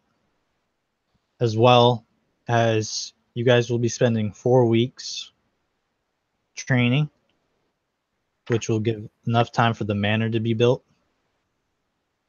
Then after that, it will take another 3 days for Valerie to arrive back into Raylan. So you guys won't be in Loxie anymore. You guys will be living in Raylan. And you guys have your own manor and servants now. The Knight Commander was going to live there, but Uther said he would.